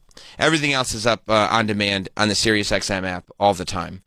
Alicia Silverstone interview. Oh, yeah. The Alicia Silverstone interview is up. That's a great one. She loved you. You think so? Mm-hmm. I rizzed her up, you think? Mm-hmm. 100%. That's awesome. Absolutely. That's awesome. Yeah, definitely. My son would be so proud because he loves Clueless. They renewed that show. What show? That she was promoting. Really? On Acorn TV. I thought it was on Corncob TV. No. Corncob TV is going away. Seriously? Yeah. So where am I going to watch Coffin Drop? Flop? You Coffin can't. Flop. No. And some people think that they did that stuff on purpose. They didn't. They just filmed the best Coffin Flop. That's what I thought. And a coffin flop is when somebody's carrying a coffin and the bottom breaks so the corpse falls out. Have you ever seen Coffin Flop? I've seen videos of that. I don't know if that's... It's a great show. Yeah. It's a great show. It's called They made Coffin Flop. a whole show. But it used to be on Corncob TV, but we can't watch it anymore because our cable provider doesn't carry Corncob TV anymore. That's a problem. Yeah. Tim Robinson has a new one cooking. Oh! On a totally unrelated note. Tim Robinson from I Think You Should Leave has a new one cooking. The Chair Company. Yeah. I love that, like, Tim Robinson, who, I think his first breakout was probably the Detroiters. He did a little bit of time on SNL. Little SNL.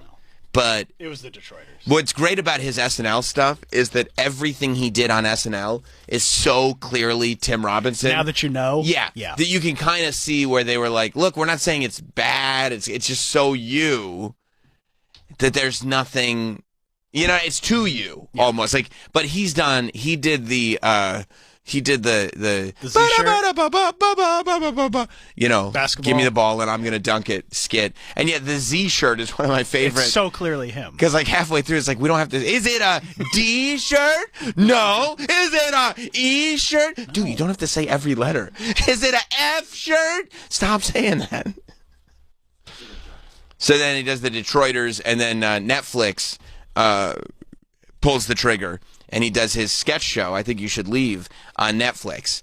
And I would still call it a cult hit. It's bigger than most cult hits. Like, people are generally aware of it. Mm-hmm. But it is still one of those things. It's almost like Nathan For You was. Yeah, where you either know it and are obsessed with it, or you just haven't heard about it. Or you know it and you just don't get it. And the same thing happens with Nathan For You. And that is also how I lose respect. Yeah. For people who don't. I may not tell you to your face. But I judge you. Mm-hmm. I judge you. If you're like, yeah, I don't know. I don't even understand how that's funny. Yeah, he's just yelling. Right. Okay. Oh, okay. Yeah, sure. Good to know. No, we don't have to keep talking about it. Good to know. Got it. Enough said. Mm-hmm. But now Tim Robinson has gotten to the point where, like, his style is established enough and he's built enough of an audience that he's getting opportunity to do, like, big stuff. He put out a movie with A24 earlier this year, which is fabulous, called Friendship with Paul Rudd. And it really is like the narrative is not a comfortable movie narrative. You know, when you sit in a movie theater, and whether you're conscious of it or not, the 3-act structure, the beginning, middle, end, the whole thing, it plays out in a way that's comfortable because you expect a movie to play out that way. Friendship does not necessarily have as traditional of a structure as that, but there is a narrative to it. I mean, dude, when you realize that, like, he's taken his wife in the catacombs and he loses her, so he just leaves her there. That was adventure, though, not trespassing. And then she comes out of it and she's looking. I mean, it's so good. There's so much about it that's good. But again, very uncomfortable, very cringe. And all the uncomfortability and cringe happens to the characters that are played by Tim Robinson himself. And he's the one who's writing it. So I'm sure there's some kind of psychological thing for us to analyze about the fact that he has to humiliate himself in that way all the time. The frog ripped him off. No. I was like, a minute. I thought it was at Subway. I ordered. Sometimes. I love, too, that frog is symbolic of the whole movie, and it's the most non-scene of the whole movie. But now he's got a new show. Tim Robinson has a new show. It's a scripted show coming to HBO Max. And I think it's co-written by his, I think you should partner leave on. partner. Yeah. And I think you should leave. Is that the same from Detroiters? No, that's Sam Robinson. Right. Yeah. Right. This is Zach something. I don't remember. Amico? No, not Amico. That'd be sick. That would be sick. So the Chair Company, and it's already coming to HBO like next month. And the log line, that's what they call it in the business. The log line. The log line is, I believe, actually, could you pull up the log line? Because I don't want to misquote it. Is this the, okay, I got it. Thank you, Mike. I got it. Tim Robinson's new comedy series, The Chair Company, will premiere on HBO and HBO Max on October 12th. The show follows, here's the quote, a man who begins investigating a far-reaching conspiracy after suffering an embarrassing incident at work. I badly want to know what the embarrassing incident at work was. Because we've seen throughout the course of his sketches, embarrassing incidents at work have included pee stains on the front of his pants. That ain't piss. Which, as it turns out, was not piss. It was calico cut pants. But you got to give. They're always sold out. Well, you got to give. Pee stains on the front of his pants, and during the court proceedings for an insider trading case, text messages being read out loud that were mostly based around people making fun of his hat, which was a fedora with a dust flap on the back. So the fact that we've seen, also this is what the two. When I see the log line, it makes me think of those embarrassments that he suffered at work.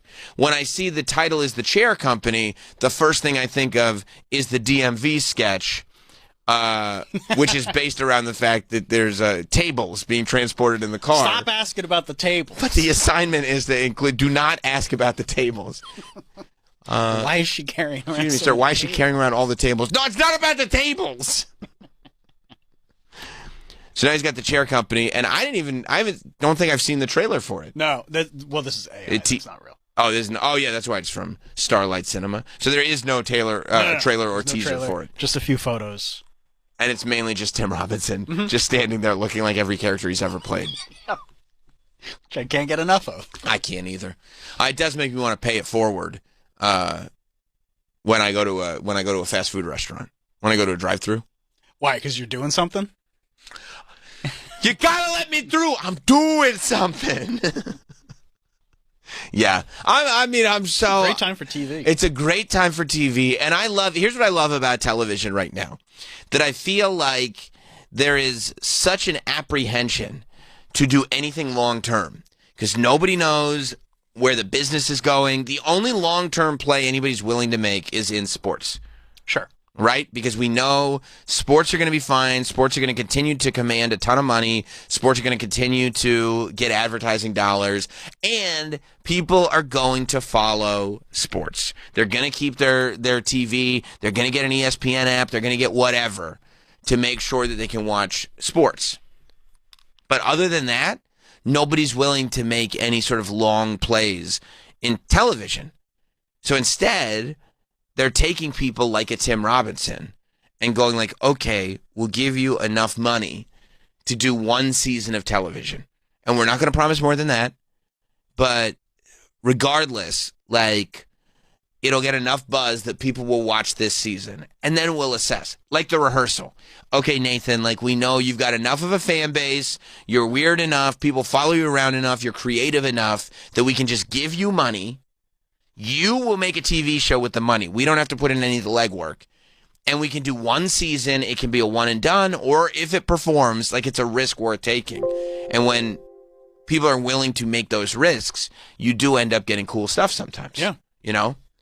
Like Ryan Murphy. Like, right. There's a few people that these companies have said, we will invest in you. We'll invest in you as a person. Yeah. You just make what you're going to make. And we can go, you know, yeah. I mean, they did the same thing with what's-his-face that created The Office. Greg Daniels? Yeah, Greg Daniels, because The Paper, which is the Office spinoff, was already renewed for a second season that, like, the day before season 1 premiered. I read good things. So I've watched the first handful of episodes, not the whole season, and it feels, in the first set of episodes, I get a similar feeling watching The Paper that I did watching the first season of Parks and Rec. Which isn't to say it's a bad thing, right? But it's also not to say it's found its footing yet. Right. Because that first season of Parks and Rec, it was like, you see that there's something here. Because you see that there's something in the characters. You're like, no, there's something about these characters that I like. There's something about this show that, like, it keeps me coming back. I am invested in this story. But every time I watch it, I feel like they're trying to do The Office again. And I think the same way, especially about the earlier episodes of The Paper, which is a direct spin-off of The Office. Have you started it yet? No. I will, though. I've heard enough decent things that I will watch. I'll tell you how it starts. It's not, I mean, it's literally a spoiler of the first scene. Sure. Okay? So, like, basically the idea is that the Dunder Mifflin documentary company goes back to Dunder Mifflin to do, like, a kind of recap 20 years later. Mm-hmm. And they find out that Dunder Mifflin's out of business. Oh, bummer. Yeah, so Dunder Mifflin is gone, which makes me sad as an Office fan, and also makes me want to find out where, like, everybody is. But Dunder Mifflin is no longer in Scranton. It was replaced by a one-stop shop, laser eye surgery / tattoo removal place. Okay. And they were bought up by a paper conglomerate that's located, like, in Ohio. Okay. And so then they go to this building in Ohio. Inside the building of this conglomerate, they have this little corner that used to be this far-branching local newspaper, and now it's just a corner of this office building that makes every paper product you can imagine. Toilet paper, newspaper, every paper. And that's how we get to the place where we're now following this newspaper company. Gotcha. And you're off to the races. Oscar. And Oscar, because everybody got offered, like, you can move. I think it's Toledo, Ohio is the city. You can either move, I think Toledo. You can move to Toledo. We'll give you a package. You can move to Toledo and go work for this company or not. And Bob Vance is the one that's telling us. Because Bob Vance Refrigerator Company is still there. Okay. And he said that Bob Vance is in it. Just for the beginning, just that's to fine. set it up. That's the fine. setup. That's fine. And because he says Phyllis was offered the package, but he said, leave Scranton for Toledo? Yeah, right. So that's why Oscar is on the show. He's the only one that went. Well, yeah, Kevin owns a bar. Oh, yeah. Jim and Pam are probably just being bad people somewhere. They're probably collecting unemployment because they have no motivation to succeed. Okay. Yeah. So, yeah, for me, after I think I've watched 5 episodes, and I do see where it can find its footing, I'm enjoying it. It's not as laugh out loud as The Office is. I mean, the first season of The Office is not great. It's tough. The first season of Seinfeld isn't great. Right. It doesn't, but in the structure of the show, it's not set up. The characters, I can already see, they're not going to give me laugh out loud moments. But you also don't have Steve Carell and all these like people who are like, this is what they do. You have Domhnall Gleeson. Right. Who's good, really good. He's a great actor. But that's what he's meant to be. It's almost like Ex Machina. Right. Right. And he's not a comedic actor. The dead guy robot from Black Mirror. Right. Now he does the paper thing. I do like, it's a charming show. I like the show. Okay. I think that, and I'm interested in your take. For me, the sort of wacky person in the office that you see in the trailer, she's got the heavy accent. Yep. Doesn't do it for me. I think she's way too over the top. Is she the one from White Lotus? Yes. Yeah. Yes, and she's great on White Lotus. I like her as an actress. Yeah. But she comes across like a cartoon character. I wish she was not on the show. That is way too much. And there's like a British guy that's doing too much of a Ricky Gervais impression. I don't like that guy either. Those two characters, like whenever they come on, I'm like... Maybe they'll kill him. I hope they do. Murder them on the show. And you know what would be funny? They get a paper cut and it gets infected and they die. See, that's a little tie-in. Greg, if you want to use it, it's yours. You know? Yeah, I'll watch it. But yeah, I would watch it. There's enough there that I can look past those two characters.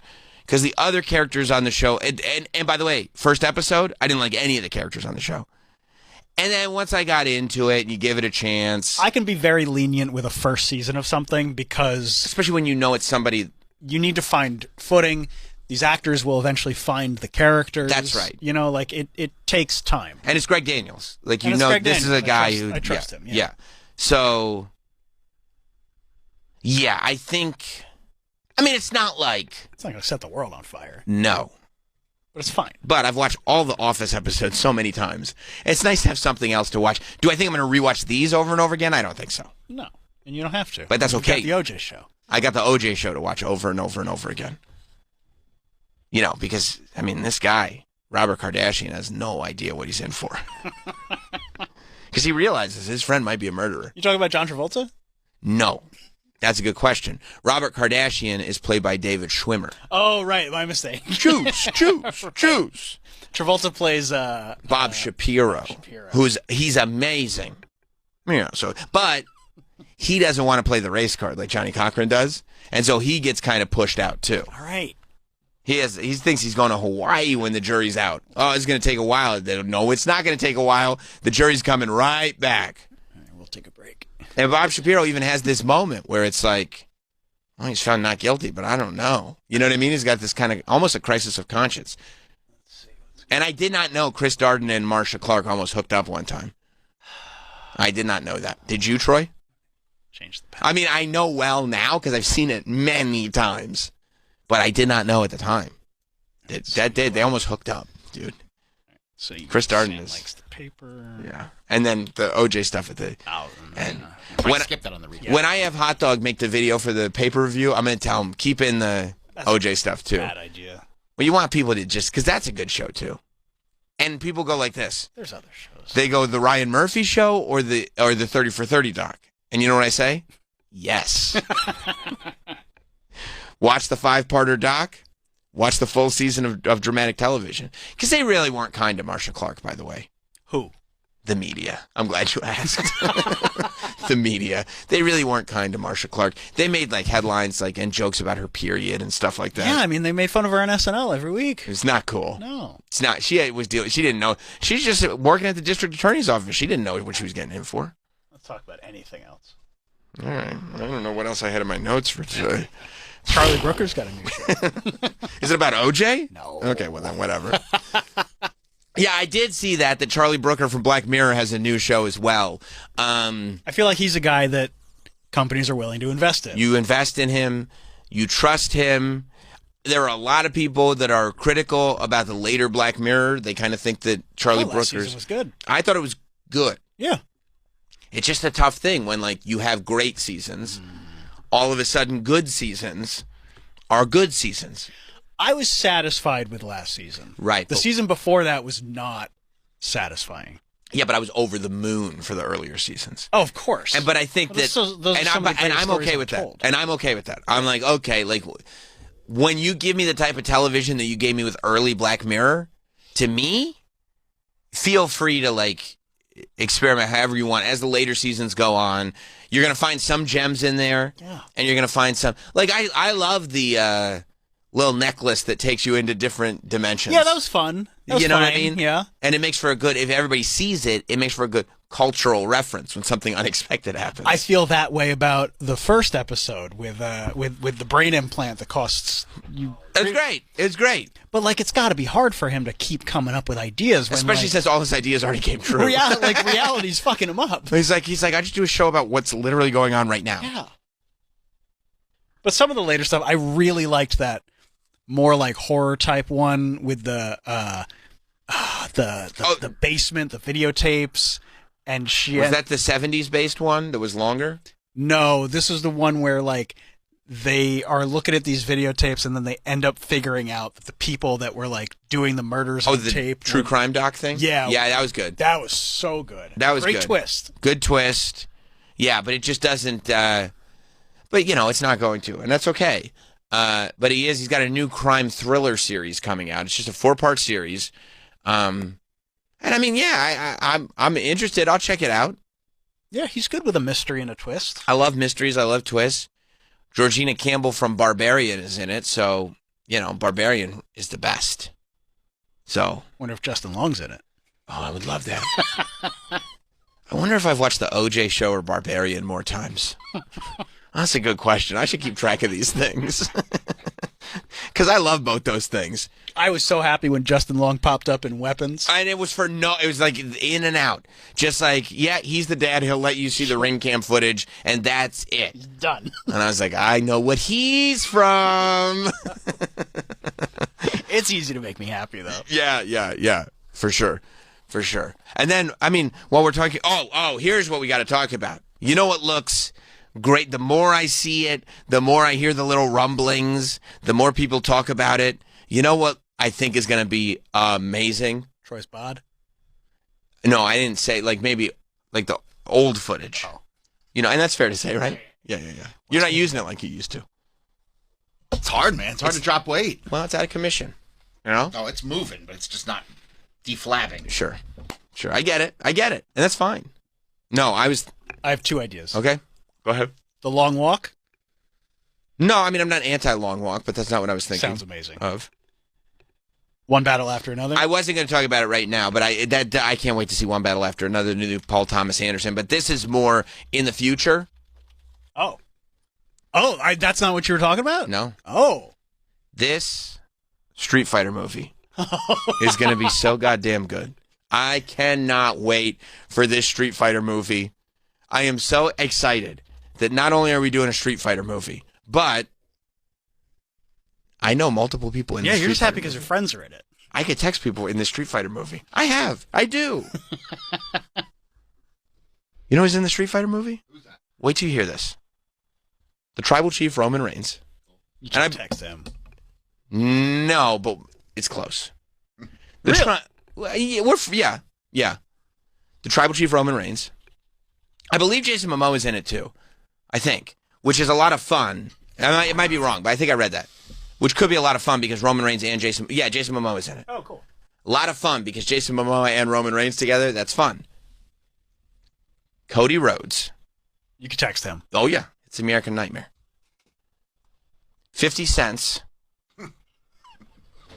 And 50 Cent's playing Balrog. Yes. And Schultz. Damn. Andrew Schultz is in it. That's awesome. And they're playing like real Street Fighter characters. Cody Rhodes playing Guile. I know. I just read that. You didn't know that before? No. Oh, yeah. He's playing Guile. Jason Momoa is playing Blanca. That's awesome. And Jason Momoa is perfect for Blanca. I feel like the hair gave it to him. I don't know if I know the character that Schultz is playing. You might know him if you see him. He's got like a ponytail. Hibiki? Yeah, Hibiki. Doesn't ring a bell. David Dasmalchin from... Eric Andre's in it? Oh, yeah. Eric Andre's in it for sure. Yeah, Eric Andre's in it. Late Night with the Devil is in it, playing M. Bison. That's a great role for him. That's perfect. He also played the crazy guy in Batman? No, I know. Yeah. That's perfect casting. Yeah, it really is. Especially because you're going to... Better than Raul Julia. Okay. We don't have to shit on Raul Julia. It was his last one, too. Man did Addams Family. Yeah, but I mean, M. Bison was not his strongest. No. And also, like, Guile, the All-American hero played by Jean-Claude Van Damme. No, we needed a redux on this. But I'll tell you why. Not only is this cast, like, unbelievable. Love this cast. Like, this cast was built, like, to just be like, let's just do, like, the funnest shit ever, right? But it takes place in 1993. It takes place the year the actual game came out. They decided to, and it's not like... Well, yeah, you got to have actual 1993 cars that you can throw people on. Exactly right. So they're taking these characters, they're having it take place in 1993. I just think everything I read about this Street Fighter movie makes it sound like it is going to be just the funnest thing ever. I cannot wait to see. And all these people, like everything that they do, they have, like... It's ridiculous, you know?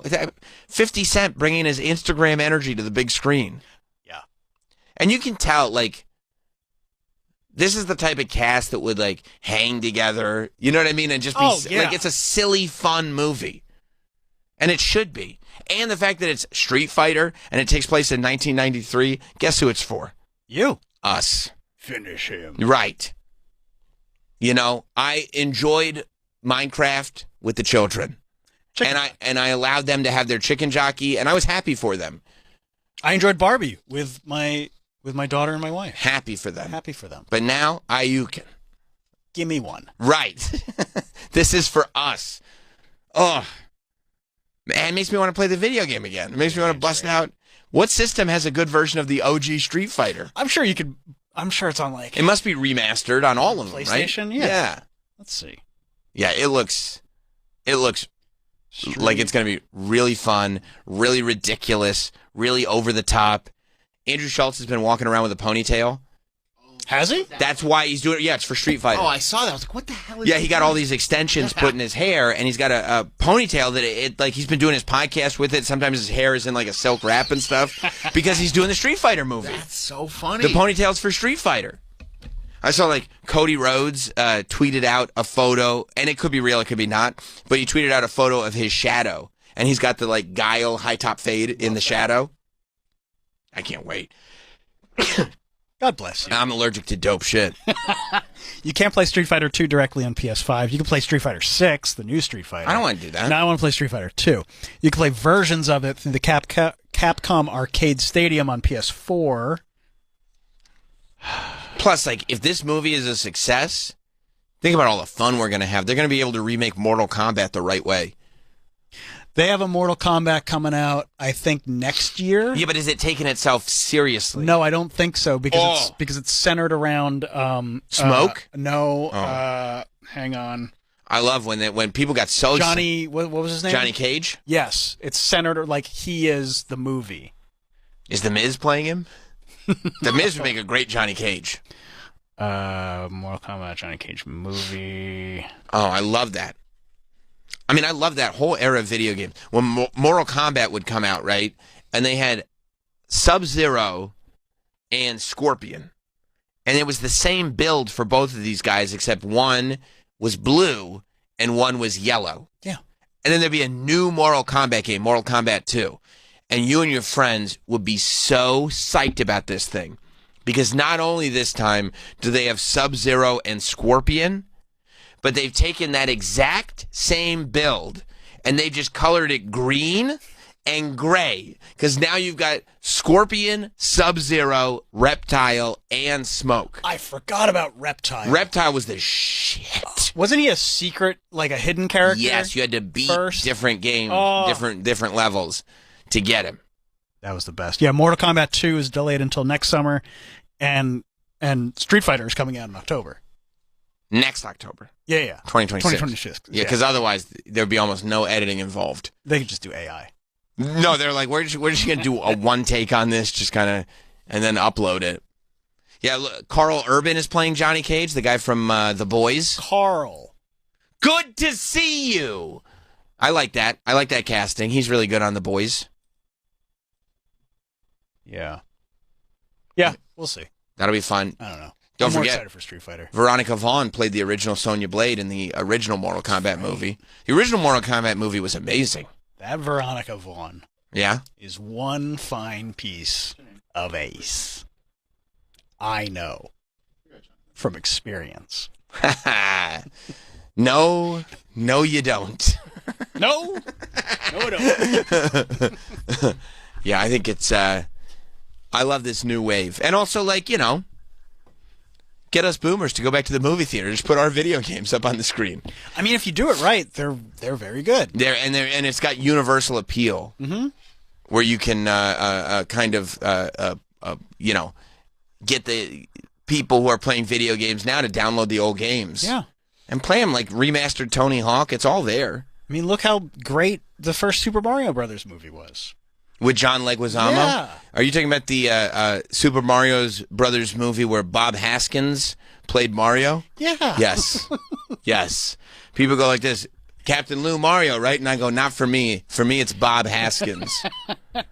And Dennis Hopper played King Koopa? Yeah. They really had a lot of high expectations. They really had high expectations for that Mario. What if we got Bob Hoskins and Dennis Hopper? I mean, I guess that's a good idea. It sells itself. Dennis Hopper did take a dip, though. I mean, I would have fired my agents. Oh, my God. In the same period of time, he did Super Mario Brothers and Waterworld. I guess, but I mean, at that time, like, Super Mario Brothers movie, in theory, sounds like a good idea. Like, most popular video game ever at the time. And then most known. And then they put out Power Rangers, and everybody was, and it was a monster hit. That's right. Everybody's like, we love this movie. They put out Mortal Kombat. Mortal Kombat was a hit. Super Mario Brothers was a hit. It was ridiculous. Wasn't there a tease at the end? For Super Mario 2? Yeah. I think so. Yeah. They didn't make the sequel. No. Budget. The new Super Mario with Jack Black was good. That did a lot of money. But they did the Peaches song. I didn't see it. Jack Black does all the video game movies now. Minecraft and Super Mario. That's right. It's a good gig for him. Jonathan in Connecticut. What's up, Jonathan? What's going on, guys? Surprised it hasn't been mentioned, but I don't know if you saw Corey Feldman got casted on Dancing with the Stars. That's right. I did see. What's that? Because I saw. What's that cast look like? I saw Corey Feldman is going to be on Dancing with the Stars. I saw Topanga is going to be on Dancing with the Stars. Mm-hmm. And she put out. Go ahead. Yeah, I was going to say, too, like, the big story is that he was missing from rehearsal for like 5 days. So the dancer was like, yeah, I haven't seen him since the reveal. Yeah, but honestly, like, do you think he needs practice? You've seen him dance on stage. That's true. You know what I he's got mean? the Michael Jackson moves. Yeah, he's going to whip out his Michael Jackson moves. It's going to be awesome. Oh, he's going to try to moonwalk the first night. And not going to try. He's doing it. He's doing. And his dance partner's going to be like, whatever, dude. Whatever. You're so annoying. His fingers are all taped up. Of course they will be. He's got his hat on. Yeah. His black fedora. So, Jonathan, you're saying he no-showed his rehearsals? That's what the dancer is allegedly saying. She's I love saying, that. Like, they did the review on Good Morning America. I think that's what they do it usually. Yeah. And then after that, he's like, I haven't seen him since. When it's like I he's love supposed that. to be practicing like immediately. That's great. She said, Corey had some previous work engagements and personal stuff going on, so I haven't seen him since we were in New York, and I'm eagerly awaiting him to get back so we can get back into the studio to dance. Previous work engagements? Yeah, he's probably got gigs booked. Who's he opening for? No, he's probably got headlining gigs. He's probably at a festival being laughed at. Okay, but that still gets money. So is Dancing with the Stars. I guess. All right. Thank you, Jonathan. We've got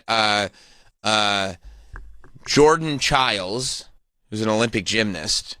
That doesn't seem that fair. Robert. Doesn't mean you can dance.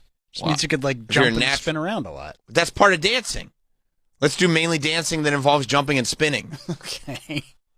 Robert Irwin. Who's Robert Irwin? I know the guy who got stung by the stingray, and I know Bindi. Yeah, it's his son. Oh. He was young when he died, right? Yes. When the crocodile hunter died? Yeah, because Bindi's the one that took it over, right? Yes. Alex Earl, who's a TikToker. Okay. All right. Whitney Leavitt, the star of Secret Lives of Mormon Wives. Okay. People do love Secret Lives of Mormon Wives. These ladies. The ladies love it. I have never seen it. I know that the Dirty Sodas are big from there, but the ladies love Secret Lives of Mormon Wives. Okay. They love that. Sure, if you say so. Jen Affleck, which feels like the people trying to do the casting may have done a typo. Jen Affleck. But Jen Affleck, who's also known for The Secret Lives of Mormon Wives. Okay, so that's the ladies love that show. They love that show. Okay. Oh, okay. Baron Davis. Yeah. Who's a former NBA All-Star. Uh-huh. Okay.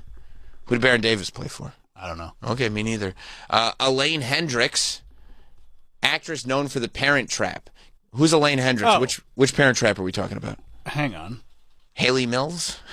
Yeah, you know her. She was also in the Bob Kelly show, the Sex and Drugs and Rock and Roll. Oh, yeah. She's great. Okay, I know exactly who that is. That's fun.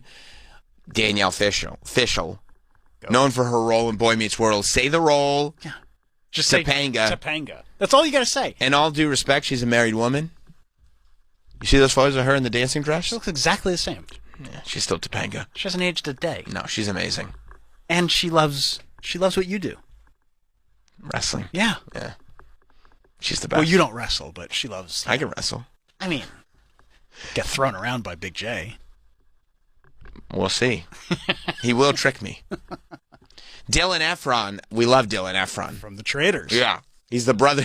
Why do you have to write the brother of Zac Efron? Just write he's from the Traitors. He's got his own thing going on. I would argue that the Traitors is more popular than Zac Efron right now. I mean, I get, because they fucking flubbed by not nominating him for an Oscar for when he played Kevin Von Erich. I think they got it right. No, they didn't. He was finally up for an Oscar. It was going to be the comeback. Zac Efron was going to get that Mickey Rourke treatment, and they didn't do it. I mean, if Demi Moore can't get an Oscar, I don't think we're giving one to Zac Efron yet. He didn't get nominated. Yeah. Just nominate him. I'm not saying give him the award. I'm saying nominate him. He was great. He's like 30 and on his third face. He's not on his third face. All right, second. Dylan Efron was pretty good on the Traitors. He was a little too trusting, but he was still good. Yeah, he survived a long time. Yeah, he won. Oh, that's right, he did win. Yeah. All right, so maybe I'm full of it. Maybe he was just trusting enough. Lauren from Fifth Harmony. Okay. That's a music group. Sure. Scott Hoying from the Pentatonics. Pentatonics. Is that the a cappella group? Is it? I think the Pentatonics is the YouTube a cappella group. I think so. Excuse me? When I think of Pentatonics, I think of Trans-Siberian Orchestra. No, I think they're the a cappella YouTube group. Pop group, it says. Yeah, but give us a little Pentatonics, Mike. Oh, do we have to? Yeah. They're an American a cappella group from Arlington. See? Yeah. Give us one of their hits. Oh, like rockapella? Yeah, but not as hard. Okay. Rockapella had a little bit more of an edge to him. Yeah, especially that tall guy with the deep voice. Carmen Sandiego. That's always the cool guy. You always make fun of people who do a cappella, except the guy with the deep voice is that guy's cool, but the rest of them are lame. Yeah. You pick Sound of Silence? Okay. Hello, darkness, my old friend. That's the guy for Sucks. That's the guy from Dancing with the Stars. That's him. It's Pat McAfee. Yeah, right. He wishes he could kick like Pat. That's human voices. I mean, I don't hate acapella. I wouldn't seek it out, though. No, I wouldn't seek it out, but I'm not mad when I hear it. Well, because it's like a trick. When you're listening to acapella, you're like, it's amazing that it sounds this good. But also, you should hear it with instruments. As much as this is talent, it would sound better with instruments. Yeah. If you hear this song with instruments, it'll blow you. If you hear I don't like that guy. Yeah. And here's what else I don't like. All modern acapella always has to have a beatbox in it. Always has to be the guy going. Is someone doing that? Yeah. Well, I got that from the OG, Bobby McFerrin. Right. We love Bobby McFerrin. I love Bobby McFerrin. Yeah, that's not a drum machine, Travis. That's a guy going. Well, where is he? Why aren't they showing him? Because this little mulleted kid wants his... He looks like Jake Gyllenhaal. Well, yeah, he does. He looks like Donnie Darko. Actually, he looks like Bubble Boy Jake Gyllenhaal. Yeah, I don't know who's listening to this on Spotify or Pandora. Yeah. Yeah, in the background, it's okay, whatever.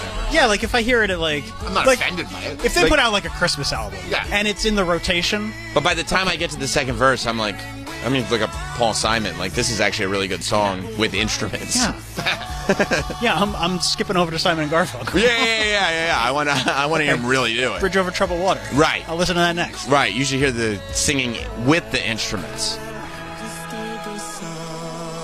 Like a cappella groups are like, no, I also want to be the singer. I would also like to be the singer. All right, you can all be the singer. You think that's how they formed? Yes. They just couldn't figure out who was going to do. No, I want to. Yeah, I could play the drum, but I want to be the singer. All right, you can be the singer too. All right, so this somebody's doing everything in the background. Yeah, you're sure? Yes, the pentatonic. Acapella. It's acapella, bro. Like Bjork has a acapella album, and Mike Patton is making all those sounds. No, but the sounds that you're hearing in the background. Yes, those are all voices. If they're an acapella group, those are all voices. Those are voices, bro. Okay, all right. For the second time in one day, doubt me. I think you're right. Of course you do, because you are a studied man. Well, if they're claiming to be an acapella group, it would be tough to throw in a drum machine. They don't have an 808, right? Or Heartbreak. That sounds like a beatbox. What do you say? What'd you say, Travis? I said, all right. All right. Like, that's right. Okay. All right. Enough. Yeah, but that's this. I'm already annoyed by it. We're good. But also that movie, Bring It On. Not Bring It On. Whatever the Bring It On version of the acapella is. Bend It Like Beckham? No, that's the soccer version of Bring It On. I'm talking about the acapella version of Bring It On. I have no idea. Is there one? Of course. The Adam Devine was in it. Oh. It was great.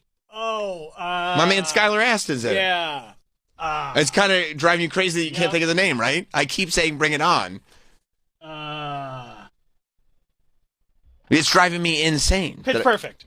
I can't. I wouldn't have thought of it in a million years, and I've seen it many times. It's a great movie, but also it points out how kind of ridiculous the whole acapella. There are people saying that there are a handful of songs where they have instruments. Maybe well, you guess what? Something in just people, for the rhythm. People are saying all kinds of stuff. You're on one of Troy's, I'm on Reddit. algorithm. I trust groups. Reddit. I trust Reddit more than AI Overview. Yeah, but this is probably the Pentatonics subreddit, which is all hate.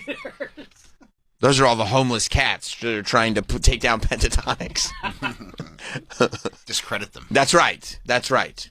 Okay, so go back to the Dancing with the Stars list. Mr. Pentatonics, Johnny Pentatonics is on there. Scott Hoying. Johnny Pentatonics. Right. Then you have Corey Feldman, who I think is going to take the whole thing. Then you have Andy Richter. That's great. Yep.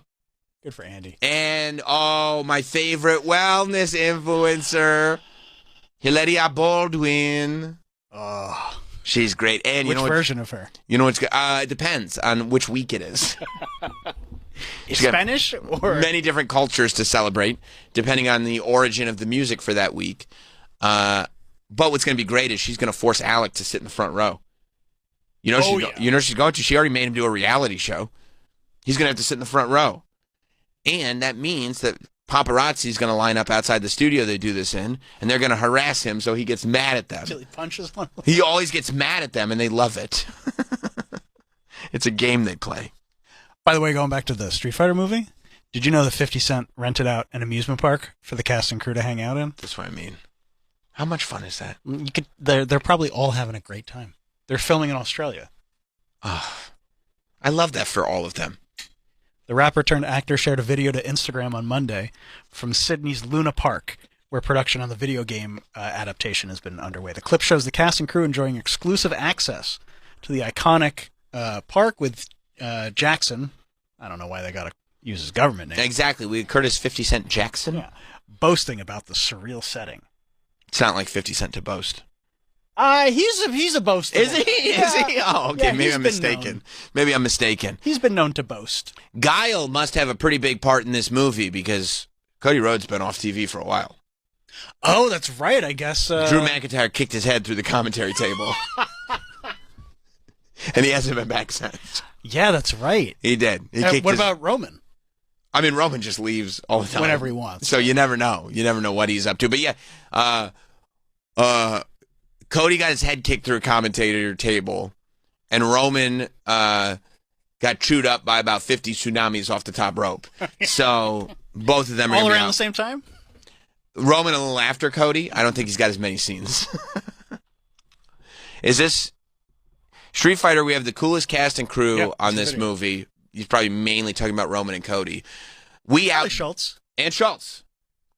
By the way, Schultz, Cody, connection from the pod that I helped. You don't have to connection. break. Yeah, like. By the way, connective tissue there. We outdoing shit. Oh, I love to find out that people are outdoing shit.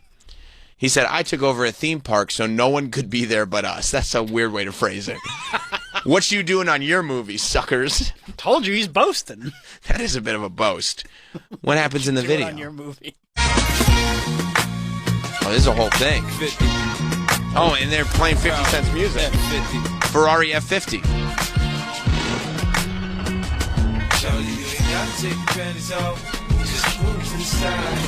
I love that. They're having so much fun. And, like, he's right. See, he's singing about a roller coaster, but he's also singing about Shorty not having to take her panties off. Yeah.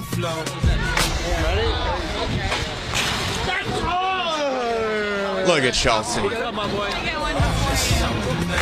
that great? This looks like a great time. Never seen 50 clean shaved. Yeah, he's clean shaven for the movie. I saw somebody with, oh, is that Cody on the bumper cars? Come on, man. Would you bumper car with Cody? Oh, bro. I can't even imagine having to call home and be like, sorry, honey, like, I have to be gone for a month. Why? I'm at an amusement park with 50 Cent and Cody Rhodes right now. And Schultz is just yelling in the background, Sam! All right, I gotta go. Oh. Looks like a great time. Looks like a great time. I'm happy for everybody involved. This brings me such joy. And I love it. He really does have the magic stick. Doesn't he? It's hard to deny that. It really is. It really is. Can you imagine 50? Because, like, really, he's had singles off of other albums, for sure. He's had big songs off of other albums. But all of this is based on the strength of Get Rich or Die Trying. And how that is an absolute all-time classic masterpiece. Every song.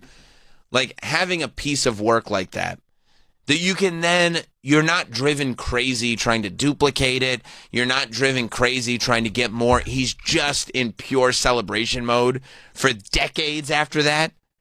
That's exactly how you should handle it. I mean, some people just coast on that one thing. And it's not even coasting. No, he didn't. That's unfair. Yeah. Because it's like I'm going to allow that to be that, like, that's my I know I can't top that. That's my foundation.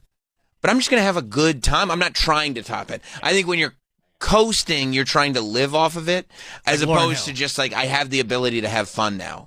So I'm going to buy a lot of Ja Rule tickets. Why? Because I can. Right. That's exactly right. Because I invested in vitamin water. Yeah, and I didn't even know that was going to be popular. I just did it because it was fun. Right. And now I'm looked at as this, like, mogul. Yeah. Like, do not trust me with your money. Yeah. Libby in Oregon. What's up, Libby? Oh boy. Hi guys. Hi, Libby. I love everything you guys are saying today. But I did have a question. Thank you. I do too. Last today. week. Every statement that's been made. I think you guys are killing. Not even topic. Everything that's been said about. Every word that has been spoken. Every single word. Word. But I had a question. Are you guys going to be doing the bracket thing tomorrow? No, we're going to let it drop. No, we're not. I don't think we're going to do it tomorrow. But I think, look, I have to, like, I have a responsibility, okay? I have a show to maintain.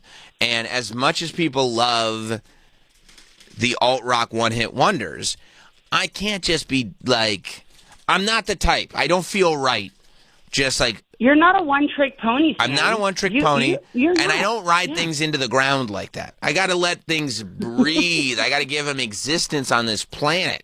You know, I have to. So we did a full 3-hour show last week. I mean, top to bottom, the entire 3 hours was the boys in CQ breaking this thing down and making brackets. After that show, I said, and by the way, one of my favorite shows we've ever done.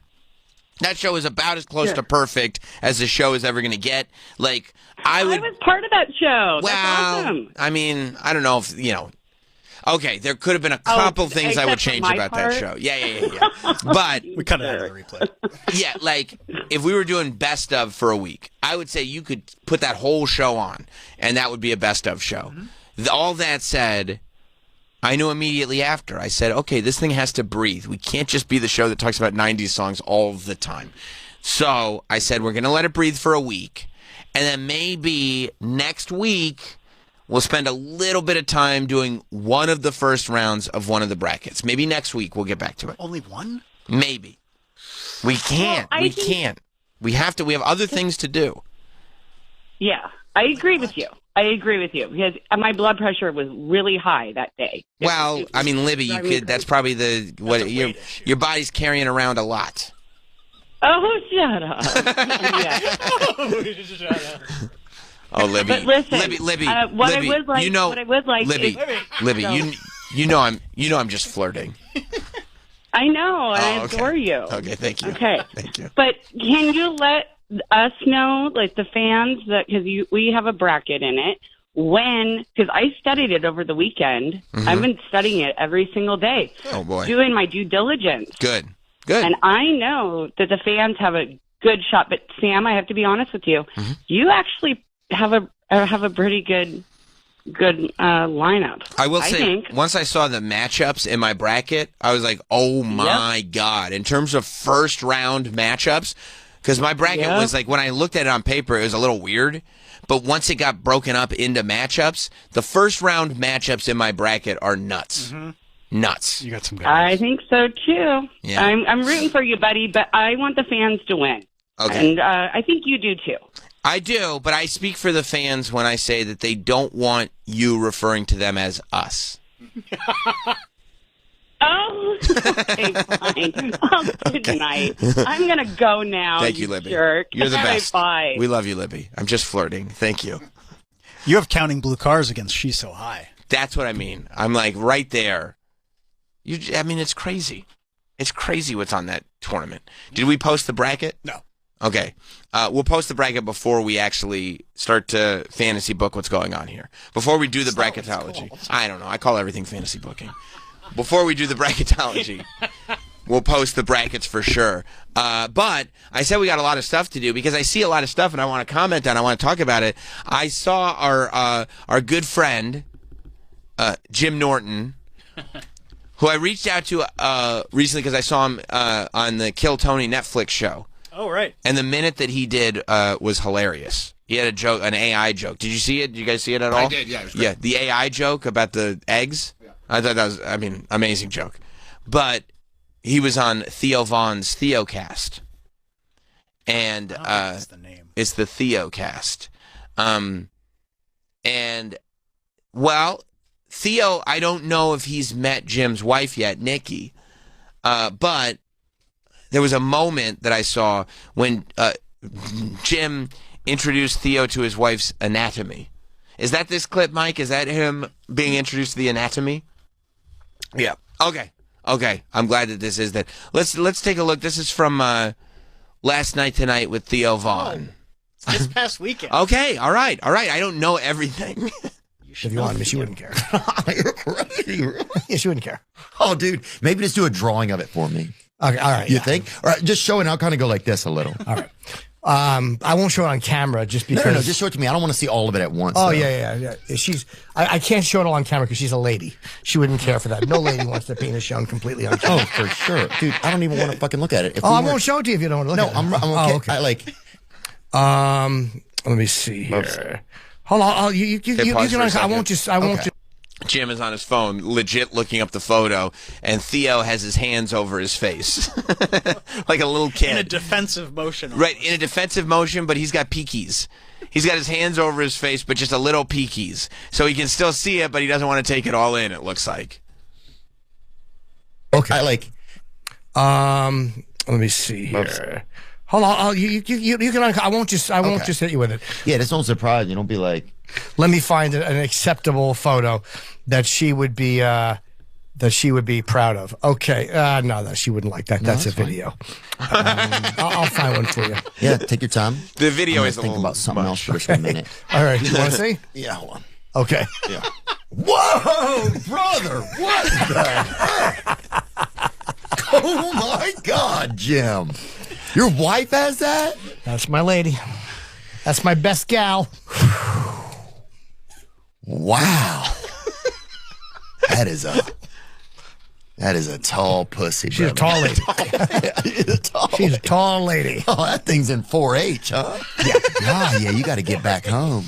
Yeah, I mean, sometimes I need a break. You know what I mean? Your body collects, and you're like, I'll take a little break. I'll go back home. You know, bro, you could freaking file your nails down on that thing. He had, when he first sees it, he pulls his T-shirt up. It's just his instinct. He pulls his T-shirt up over his face like a small child because he can't believe what he's just seen. She's a tall lady, Jim says. She's a tall lady. File your nails. You could file your nails on that thing. Theo is so funny. He's so funny. He's so funny. He was like interviewing an Amish kid. Oh, I saw week, that. right? The Amish kid was on. I didn't see it. And he's just talking to him like kids. Like he's talking to him like a child, and it's just so funny hearing them talk. Right. He just has the conversation. Yeah. Like when he had the Rizzler on. Oh my! It was so fucking funny. Yeah, and he's talking to him like in that little kid language. Right. The Rizzler's like, my mom calls me down to do the dishes, and he's like, oh.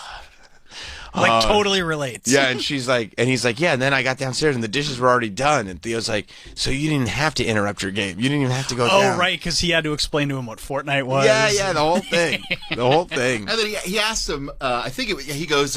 Is this the little Amish kid? Theo Von getting, what was the caption? He's got a Stavros t-shirt on. I like that. Theo Von getting an Amish teen on the podcast is an absolute banger move. Do you guys listen to? I know you said in the beginning there's some different. Sometimes people will sneak in some Def Leppard, but if not, do you guys just sing a lot? Is there a lot of Amish songs and dancing as well, or no? No.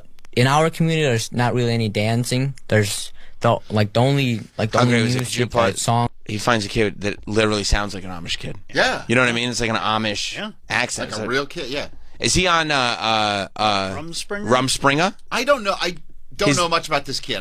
I just saw this clip. I'd think to take the hat off for Rumspringa. Oh. You would think he would take the hat, but Theo put the hat on, so maybe it's. But you would think, like, can the Amish be a guest on a podcast? Well, I think they can leave and I think they can go do stuff if they want. But Rumspringa is like a whole thing. That's when you leave the community to find out if you're going to come back or not. You get fucked up. Yeah. Which, like, anybody that comes back, that's crazy. There's so much fun stuff with electricity. Yeah, like once you see a movie. Oh, movies are great. Well, the 2008 classic Sex Drive covered Rumspringa in depth. Wasn't that a teen romp? It was. I see. A delightful one at that. Oh, okay. You recommended it heavily. Oh, to everybody, yeah. Oh, yeah. And Clark Duke was in it, right? He was. Yes. He got laid quite a bit. He did? Oh, yeah. Oh, wow. I would see. If only we'd had this conversation that time that I just buckled in front of him. He is on Rumspringa. Oh, okay. Because otherwise, I don't think an Amish guy could sit, because he's talking, because... He didn't give his real name. I mean, I could see him. I'll figure out who he is. No, but I'm just saying, Let's dox him. No, we're not going to dox him. Let's ruin his life. In the description for the actual podcast, Theo is joined by a young Amish man from Minnesota who is currently on Rumspringa.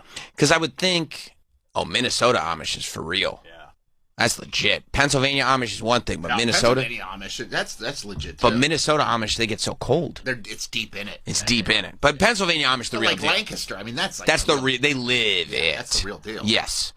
But I would think that you can't, as an Amish boy, be a guest on a podcast because you're talking into a microphone. Like, you'd be in a room with a microphone, but now you're using it. Right. So I would think you can't do that unless you're on Rumspringa. Right. I remember I worked at a tattoo shop, and when they were on Rumspringa, they would come in and get tattooed at that time. Because when else are they going to get it done? Because they know they're going back. Well, that's cool because you kind of have like a souvenir forever. Exactly. And they're planning on raising a barn on Monday. Soon they'll raise another. I'm so glad you got that reference. That's for a select few.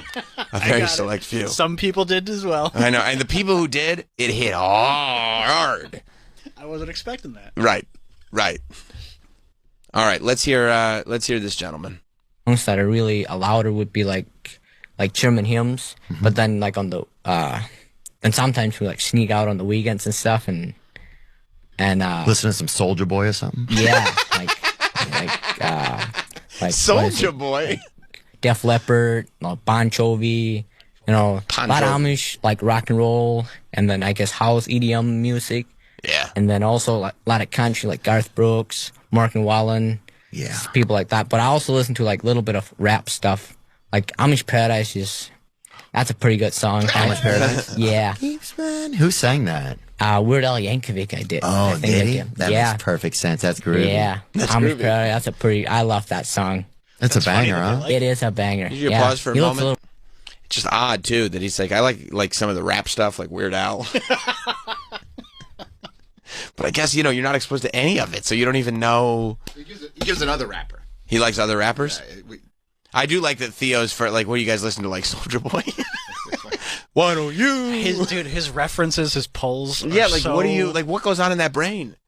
So random. So random. Random stuff. And Mike, I saw you got pretty excited when you find out that the Amish on Rumspringa like to listen to EDM. Hell yeah. You like that? Base face for the Amish? They like to party. Yeah. Grind their teeth, grind their gens. Right. Maybe just standing there by themselves, vibing. Yeah, just taking it all in. That's right. Feeling good. That's right. Feeling great. But mad there, but it was a pretty good song. He's probably pissed his horse ran off or whatever. Yeah, something like that. Because like his horse was pretty good at backing all the way at the end. Yeah.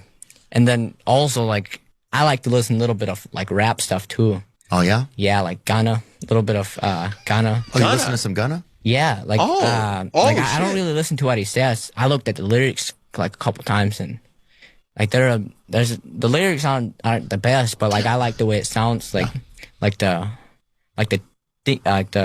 sounds like wind chimes, and then it sounds very melodic. He's a vibe, yeah. He's got it. Yes, he does have it. Yeah. Gunna is the truth. That's crazy that the Amish community loves Gunna. And Weird Al. And Def Leppard. And Def Leppard. And Bon Jovi. And Bon Jovi. Bon Jovi. Yeah. Wow. I'll bet they have It's wild. a pretty easy time meeting women when they're on Rumspringa because it's like such like an exotic thing. Mm-hmm. You know what I mean? That it's an attractive thing. Hook up with an Amish dude? I would do that. What? All right, let's pack it in. Yeah. It's been a good one. Don't forget to check us out on demand. All our stuff is going up there all the time, our town halls, everything that we do. So if you've missed anything in the last several weeks, hit up the on demand. You can go to youtube.com/notsam for all that video. And of course, I'll be back at noon on channel 156. That's Pro Wrestling Nation for Not Sam Wrestling Live. Wait till Susumu comes in and realizes that I'm going to be on a different mic. I hope he's got his towel with him. He's going to be sweating. If you don't want to do any of that stuff, we'll see you tomorrow. Have a good one. There's more Sam Roberts Show after this.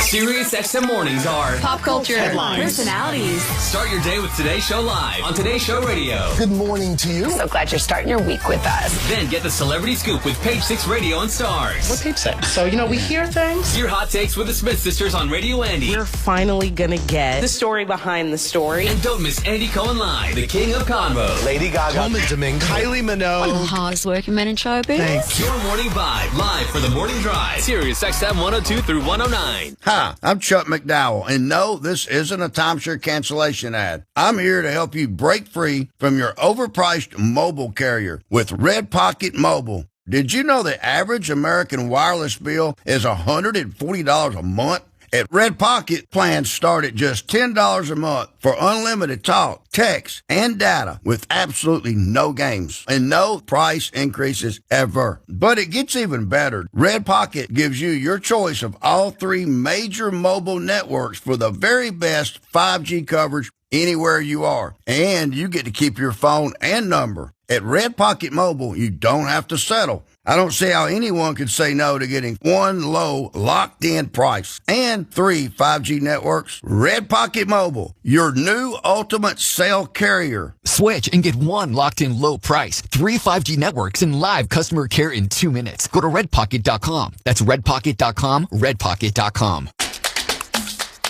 From the moment it was invented, TV has been evolving.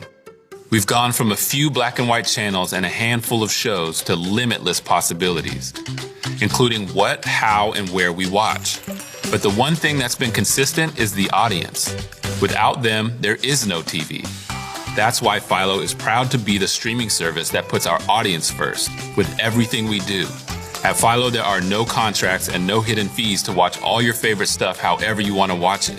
From live TV on channels like A&E, BET, Nickelodeon, and Discovery, to a library of more than 80,000 movies and shows you can save for up to a year on an